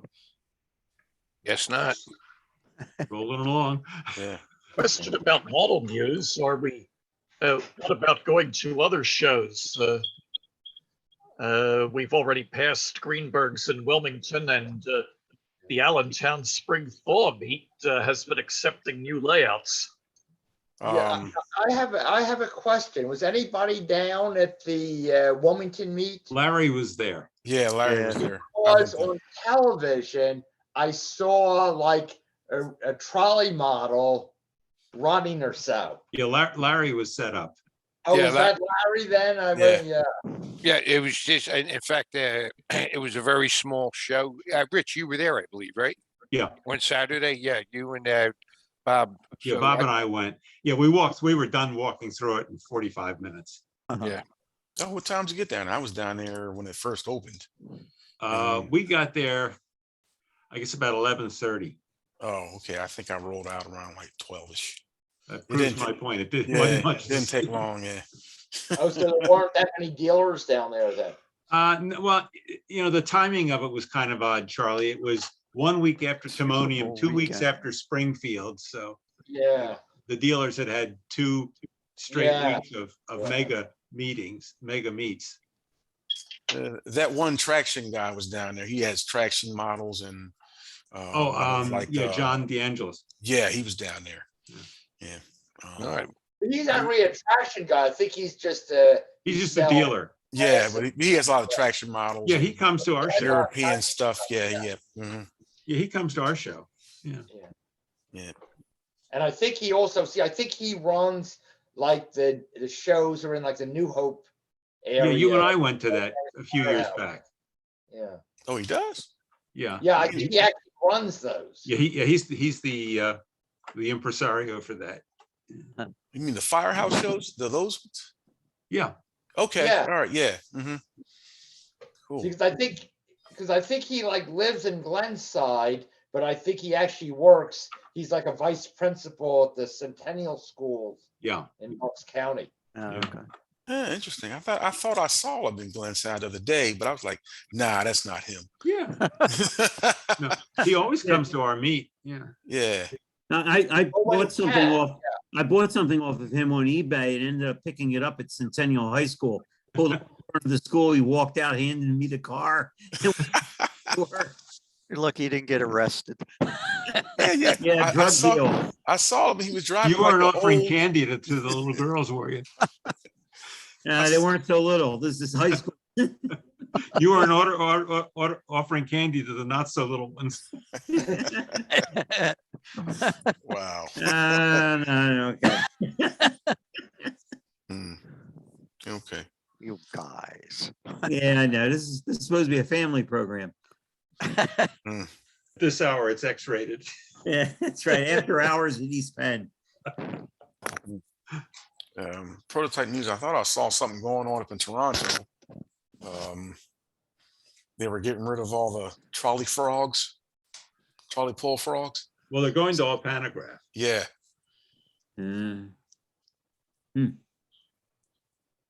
So. And the Eglinton light rail should be opening sometime this year. Interesting. Okay. Anything other prototype news or model news that we may have missed? Yeah, I heard some scuttlebutt recently about the upcoming SEPTA projects. As far as the K cars, they think this is something I heard on a Pittsburgh program. A couple people were talking about.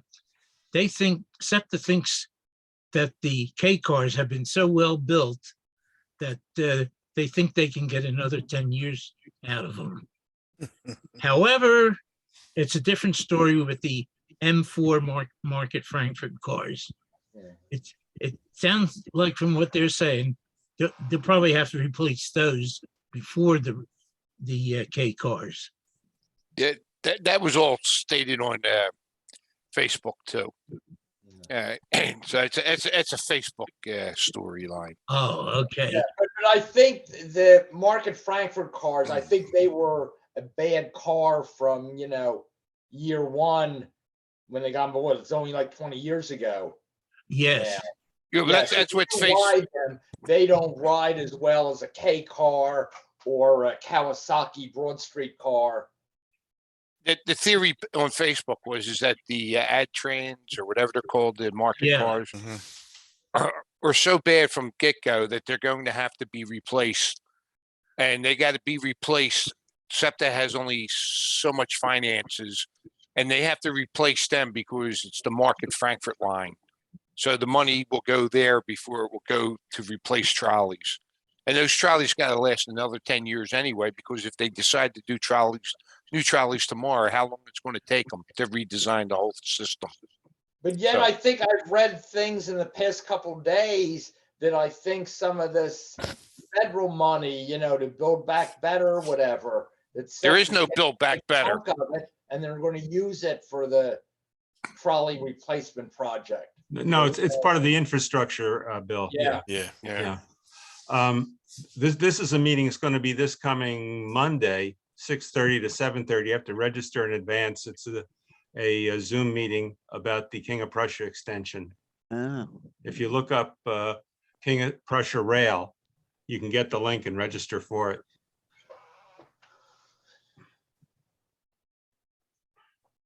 And then there's a live meeting on April 6th. What's your gut on that, Rich? I think they're going to do it. In our lifetime? Depends how long you plan to live. Forever. Oh, yeah, good chance. Yeah. You got a shot. Well, Michael, didn't you say you're going to have to live to 150 to complete all your projects? Yeah, that was about my estimate. Yeah, so I might.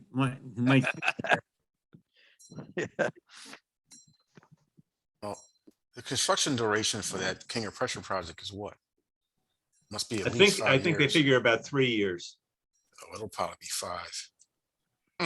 It looks like a 5+ one. Yeah.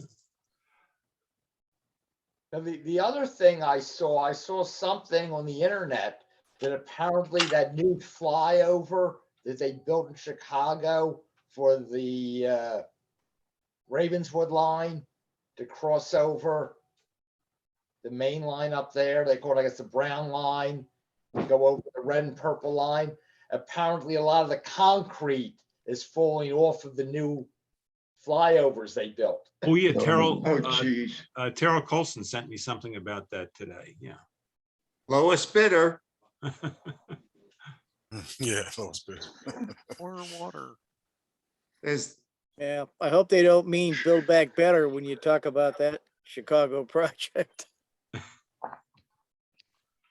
On what Volkmar was saying about the diaphragms and using laser, some of you may have, and I don't, some of you may have experience with these, it's called crickets. Yeah, that's why I suggested, John. And you can cut out paper with those. Yep. Yeah. Yeah, and you can do, well, I even did in styrene. I did, because I got that Berkshire Hills car, done in 3D.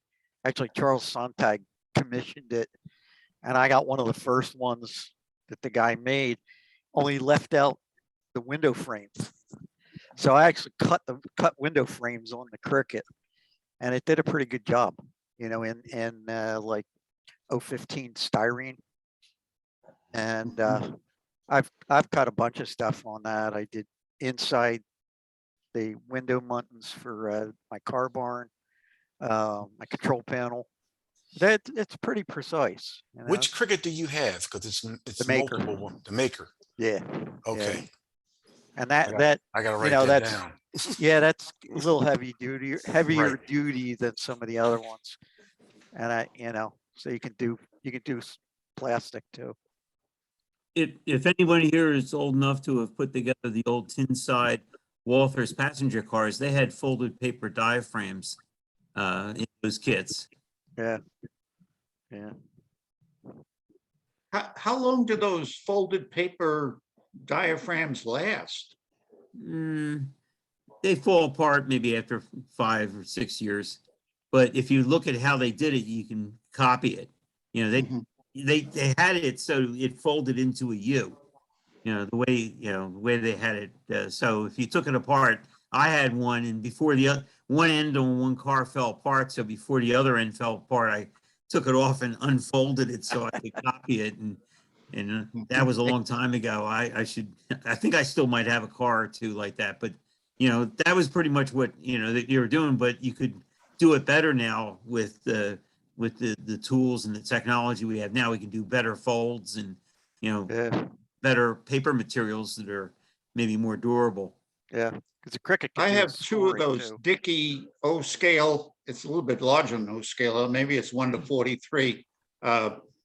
That company in Germany or England or something. No, I think it was Germany, Dickey, that made those, and you couldn't get them in the States. And I was on a trip to Ireland, and they have the UK and Ireland have these stores. They like the old Toys R Us, and I went online and found them. So while we were on our tour, I said to the tour guide, "Can you swing by this place?" And I explained, "Oh yeah, you can." They dropped me off, my brother, and we both went in, and I was able to buy 2 of them, and they were 25 euros a piece, 18 euros a piece, about 25 bucks in those days.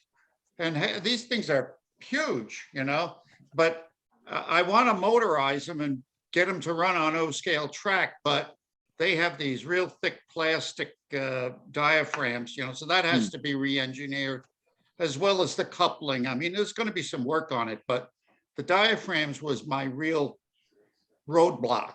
Yeah. You remember Get 'em that? on eBay? I got mine on eBay. There was a guy who was at the meet last time. The guy from Boston, young guy. He was doing 3D print, and John Partridge. John Partridge, right? He had a paper diaphragm he had made, and it was pretty flexible in HONO gauge, and it was a full diaphragm over the top and the sides. Yeah. Yeah, he used those on his Boston Kinky Chariot cars. Right. Well, I think, didn't Klauser build his museum quality models basically out of Strathmore, which was sort of really just high quality paper? Yeah. It comes in various gauges or so did Bill weights, Everett. I guess. Yeah. 85 years ago, Western Coil and Electric Company built West Coil brand O-gauge Pioneer Zephyrs. They were not high quality. They were stand cast aluminum with paper diaphragms. The tooling still exists and has been used about 20 years ago to make more of them. I don't know how well the diaphragms hold up, either the ones from the 1930s or the ones from the reissue 20 years ago. Anybody know?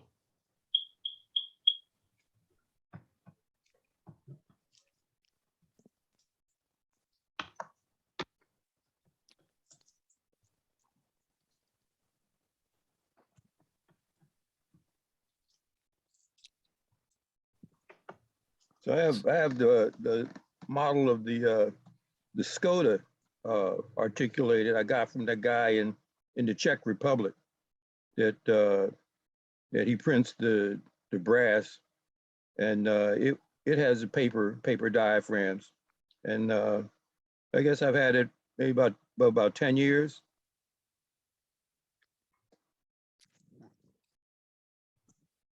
And it's held up. It takes a 6-inch curve, which a Hauling can't do. Okay.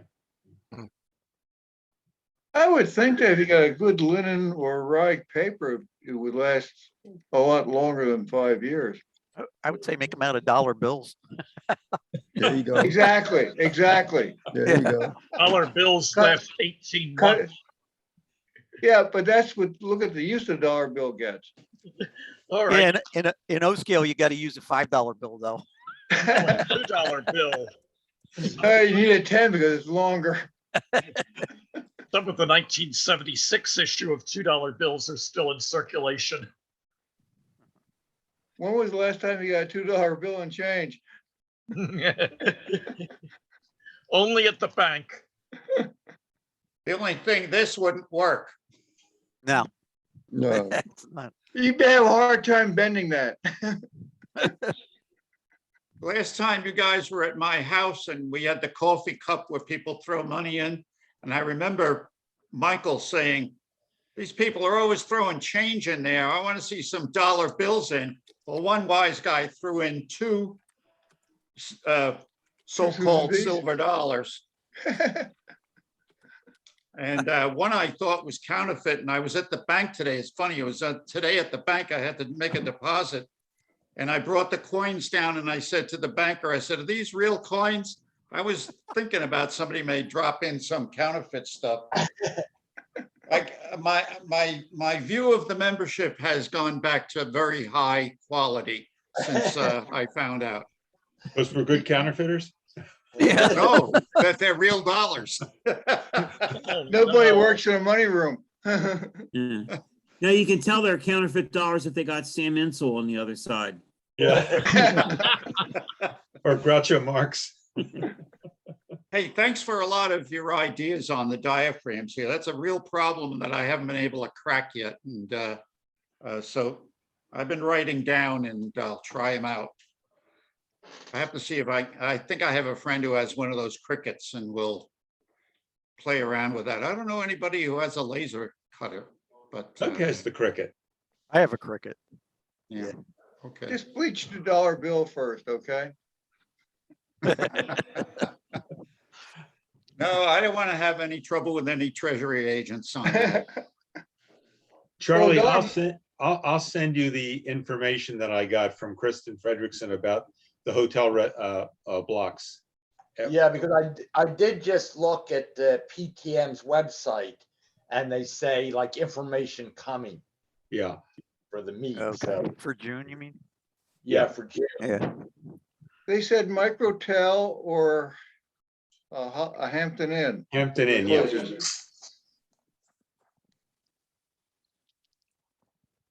By the way, I can't think of the name of it. When we were kids, you know, somebody would fold up a piece of paper back and forth, and then like you'd cut out a little person or something. When you pulled them apart, you know, they were all connected together. And I think that's the same idea with the diagram. Origami.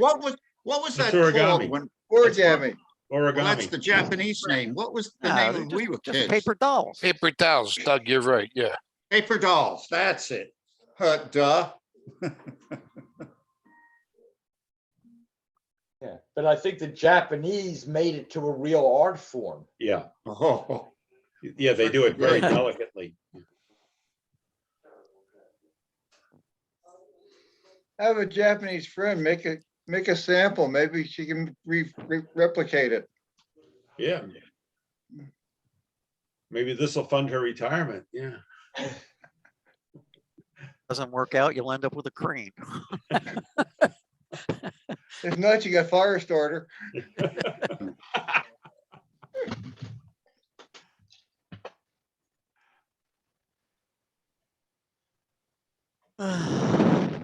Some more model topics.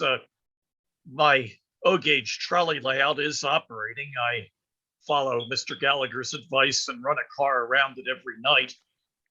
If any of you need to exercise your O-gauge equipment, I think it would be practical if you came over one or two at a time, and I could stay at the other end of the cellar to yell out directions, and that way we keep the virus at bay.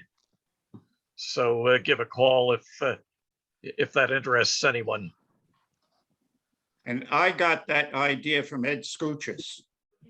And Jim is right. If you run a car a day around the layout, I don't know what it is that's on the wire, whether it's dust or whatever. It's dust, corrosion, whatever. Corrosion. But just Or running do one or both. two, I run two. And the reason is you run one around and it stalls. If you run two around, the other one works its way through the area, the other one, so that it really does work. And gives you a little play time too. I just ran mine this afternoon.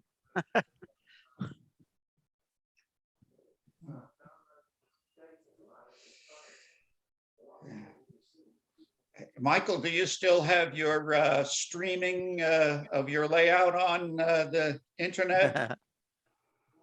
I do, but it basically shows the level of inactivity in my basement right now.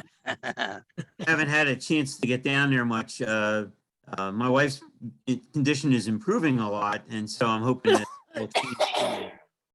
Good. That's good. I know, we missed you at the meet.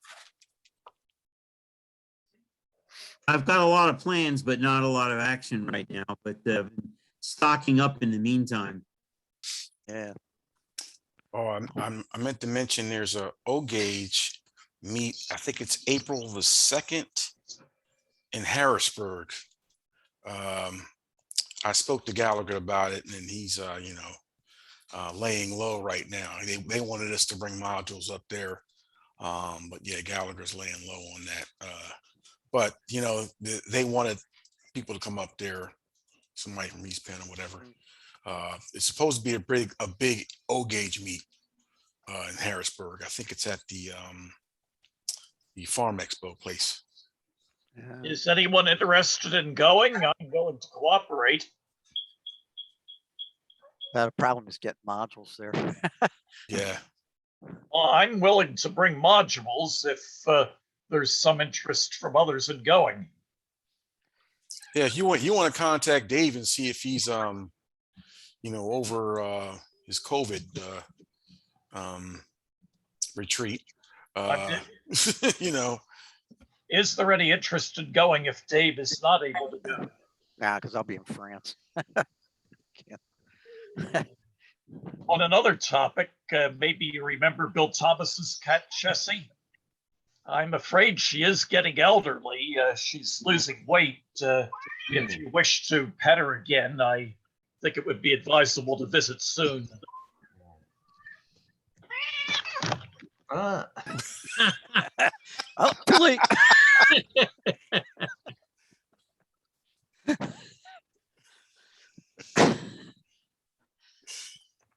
Sorry. Okay. You got anything else? Anybody want to bring up anything else? I'd just like to say I'm from the North Jersey Electric Railway Historical Society. My name is George, and I used our club membership to sign into your meeting tonight. And first of all, I'm going to join as a personal member, but I also wanted to let you all know we're going to do a show on April 19th, a Zoom program that I can send, I guess, Mr. Long, I could send you a link. The Trenton 288 car, which is the only Trenton car still existent. It was found inside of a house about 2 years ago. And I know these stories of cars being found in houses are not uncommon, but this is one of the most recent rescued car stories. So if you're interested, we're going to be doing a show at 7:30 on April 19th. And as I said, I can send Mr. Long a link, and you're all welcome. We'd love to see as many people, along and watching if you want. And Wow. I really, really enjoyed your show tonight. And I, as I say, I want to become a member. So thank you. Oh, wow. Thanks. Yeah, you can send that link to Charlie. He can put it in the newsletter. Yeah. We'll do that. Steve mentioned that meet in Harrisburg. It's June 12th and 13th. Right. Sorry. And it's at 13th. let me see, the Hope Church on 584 Colonial Club Road, Harrisburg. That's it. I misspoke. I'm trying to figure how to post the flyer to this meeting. I have it up on my computer screen right now. There is a phone number. I think you can post it in the chat. All right, let me see here. Yeah, the email is Mill Creek RR. That's MILLCREEK RR, like Romeo, at yahoo.com. Want me to read that again? I'm posting in chat now. Okay. It's actually sponsored by a narrow gauge group. Yes. But they want to broaden their horizons and have some of the standard gauge people attend. And they figured that they would start off small, that is, the traction would be a step towards full-size railroad.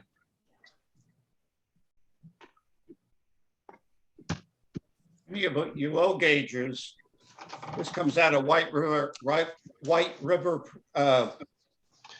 that company that does Railroad Craftsman, the slow-scale trains.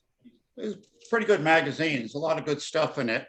It needs some good articles on O-scale traction. Martin Breschbiel, who's the editor, he's an O-scale traction guy, and he needs some more stuff from traction. I think I've been thinking about it.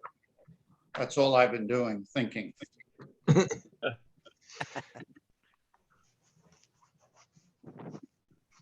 He'll do all the thin around here, Bubba Louie.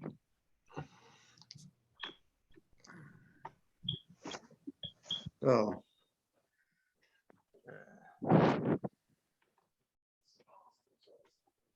Jim, did you successfully post that? 1 second. Okay.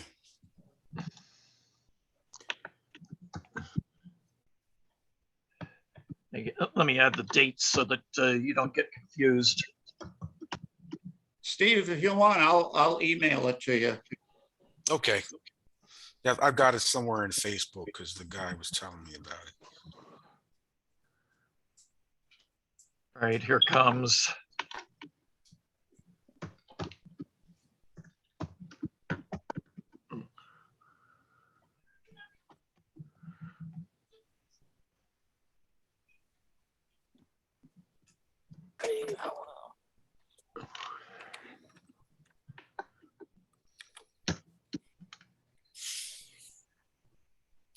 No, it didn't go through right.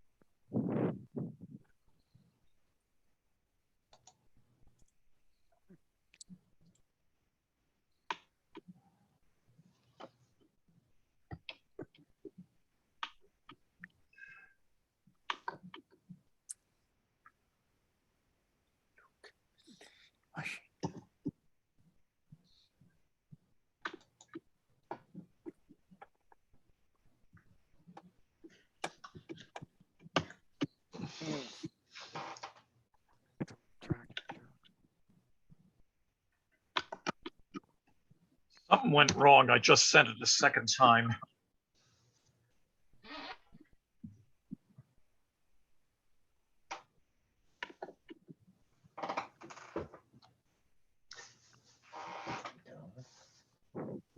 I see it. I see the information now. Yeah. I have the flyer. I'm not sure if it's possible to post a picture in chat. But I'm interested in going if I don't go alone, and I am willing to bring enough modules for a complete layout so that other people don't have to bring everything, but you could just add to it.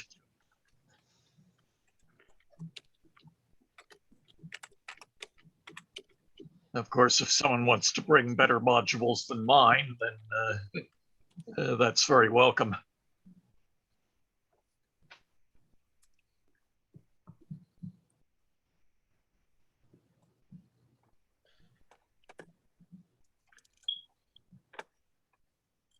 Oh, also in model news, did anyone win anything at Don Grant's auction? I didn't know Don Grant had an auction. His estate. Yeah. No, I didn't either. I tried posting it on the Facebook group, but I don't know how successful that is. I won the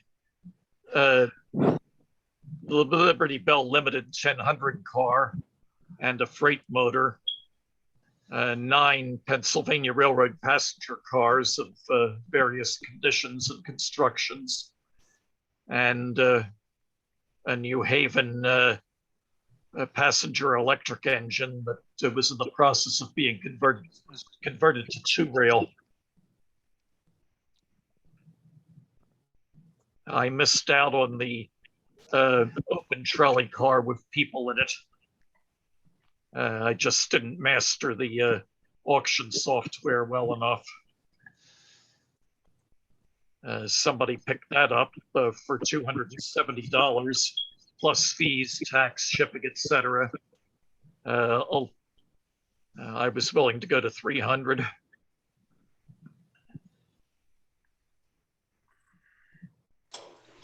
How many of you have ever been to Don Grant's home to see his layout? When Don, of course, was here with us.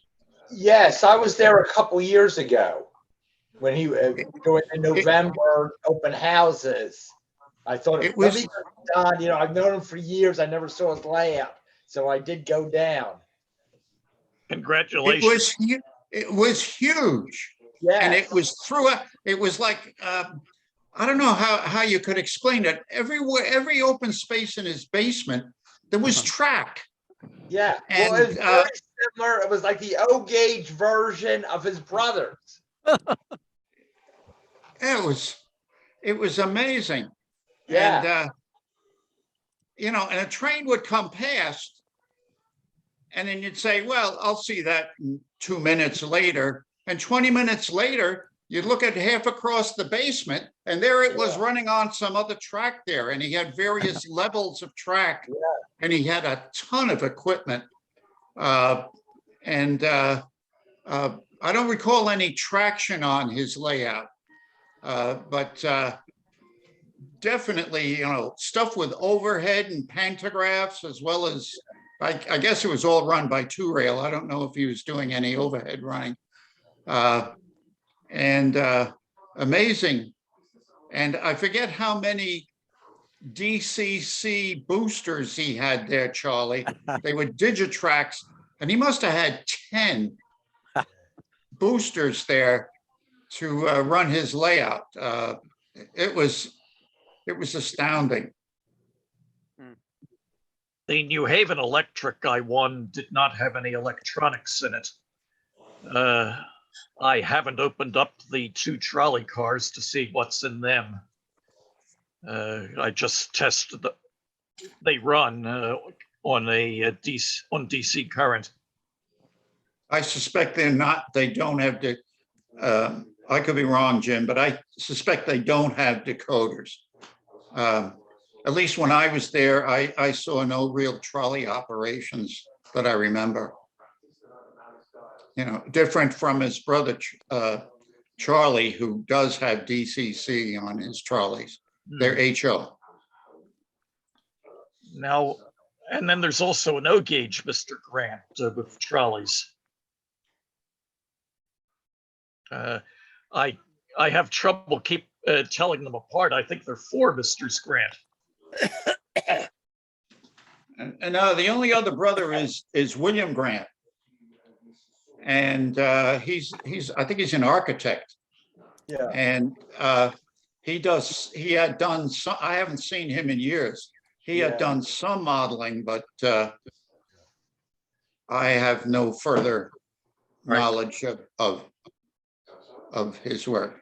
I know that Charlie Grant has some O-scale traction too. Yeah, there's an O-gauge Grand Union, an O-gauge 69th Street terminal, although it's only 2 cars long instead of 5. And I believe a different Grant brother has a section of the Lannert car barn. That is, there is such a module, but I think it's a different Mr. Grant from the 2 modules I mentioned earlier. I get confused. And you're right, there's an HO, Mr. Grant, and he has HO versions of some of the same modules, like the Grand Union. Mr. William, or Bill Grant, I believe, worked at the Wilmington shops of the Pennsylvania Railroad, and thus his work has a Pennsylvania electric engine flavor to it.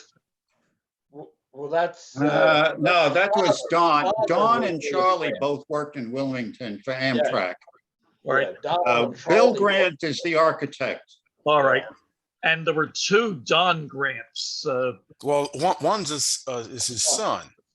And and he actually is still running the railroad in the basement. Oh, okay. That's Charlie's son. That's Charlie Grant Jr. No, it's Don Grant Jr. Yeah, he's running the old gauge layout in the basement. Oh, okay. Yeah. Now, I was thinking that Charlie Grant's son is an engineer for Norfolk Southern. Right.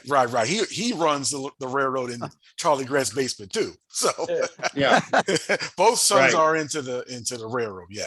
Yeah, and I think Charlie's son, Charles Grant, that he works for Norfolk Southern, but he models CSX. Yeah.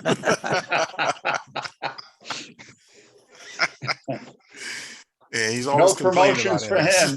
That's called not mixing business and pleasure. Yeah, there you go.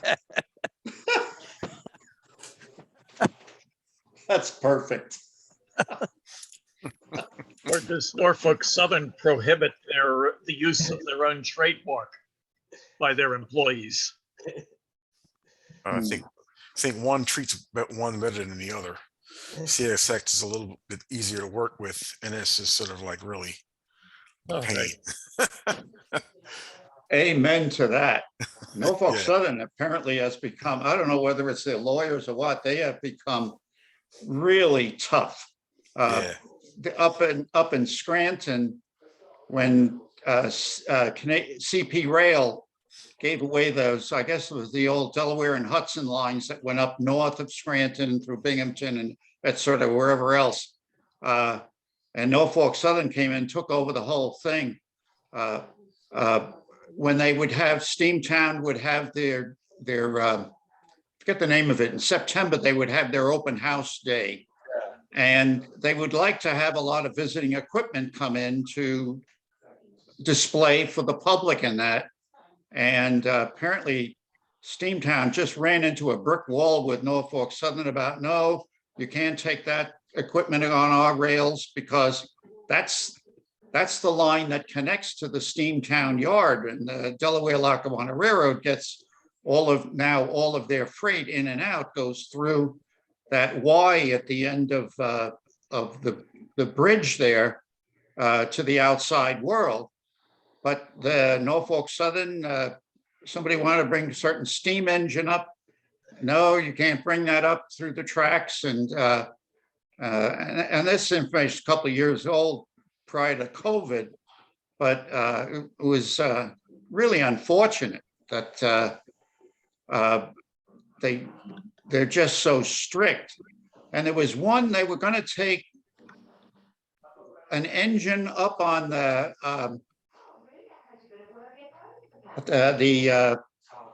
viaduct, I can't think of the name, Nicholson viaduct. Yeah, that's it. And they said, well, if you're going to take a passenger train over that bridge, you've got to have a one-day insurance policy.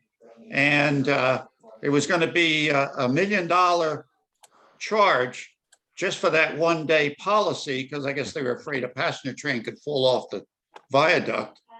And then the day this is all third-hand information, but what I understand, then a couple of days before the event, the insurance company got cold feet and said, no, the charge is going to be $2 million. And of course, that just crashed the whole project.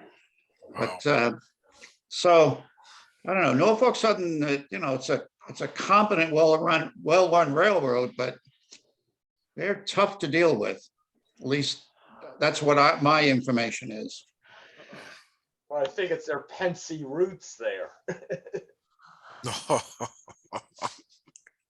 Yeah. Probably depends where the roving resume is employed today. I'm sorry, Jim, what did you say? It depends where the roving resume is employed today. Those lawyers do move from company to company. Yeah. When I was working for the railroad, I encountered that phenomena in the rates departments. Different years, different railroads would have would change their philosophies, and I would watch the philosophy move from one railroad to another about whether they would cooperate with me or not on a certain commodity. Yeah.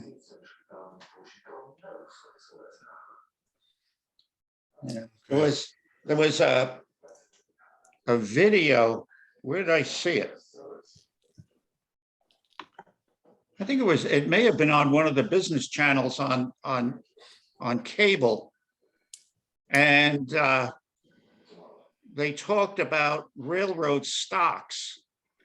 And apparently railroad stocks are a good buy.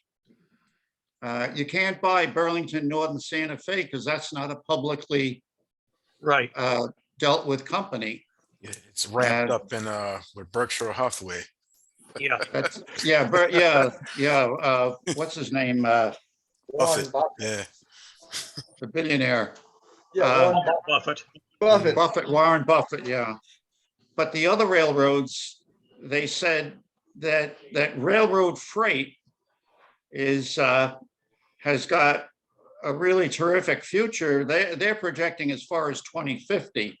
I won't be around by then, but I don't know. I got some BP stock I want to dump for a number of reasons, but not a lot, but a couple of shares, and I want to get rid of them. And I was thinking I might take a look at that and see what the brokerage firm says, what their advice is. You know, all these mergers going on. I think there's a merger up in Maine with I think what is it? Pan Am. Pan Am, yeah, the Pan Am Railways. They're getting merged. Then there's one out in Kansas City. I think Southern is getting merged with somebody. I think it's CP or CN or something like that. So there's a lot of railroads that are disappearing. Yeah. Well, see, I have in my IRA, I have 100 shares of CSX. I have 100 shares of Norfolk Southern, and I have 300 shares of Canadian Pacific. That basically I had like 100 shares of Kansas City Southern, and Canadian Pacific bought it. So I got shares. So I now have shares in Canadian Pacific, and then I got cash because it was a deal that you got both shares and cash.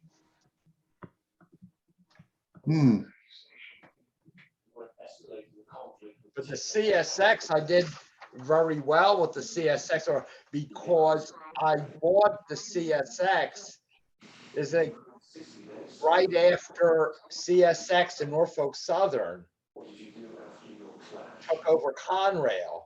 And remember, like the first 6 months, the shared assets, they really did a lousy job of running the railroads. So their stock took a real nosedive. So I bought the CSX relatively cheap. What I thought is they still have the real estate. They still have the right of way. At the time, they still have the Greenbrier estate or so. And I said, I think I'm going to trade some of my Bell Atlantic stock in for CSX. it did very well. So I bought at the low point, and it's pretty much been going up and splitting a couple times. You get a dividend with it, Chuck? Yeah.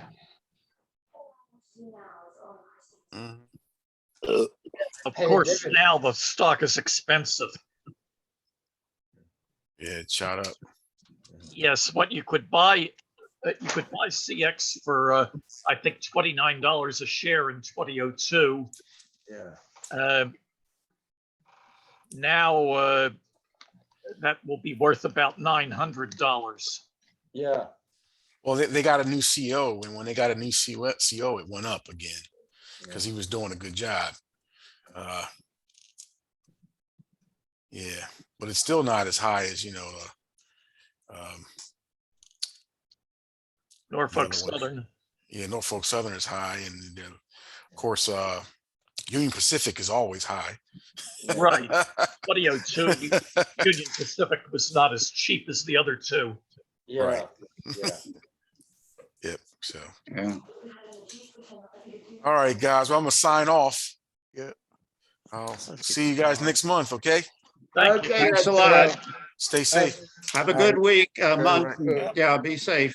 Night. Everybody have a very good night. Nice weekend. I gotta go too. Take care, guys. Okay. Thank you.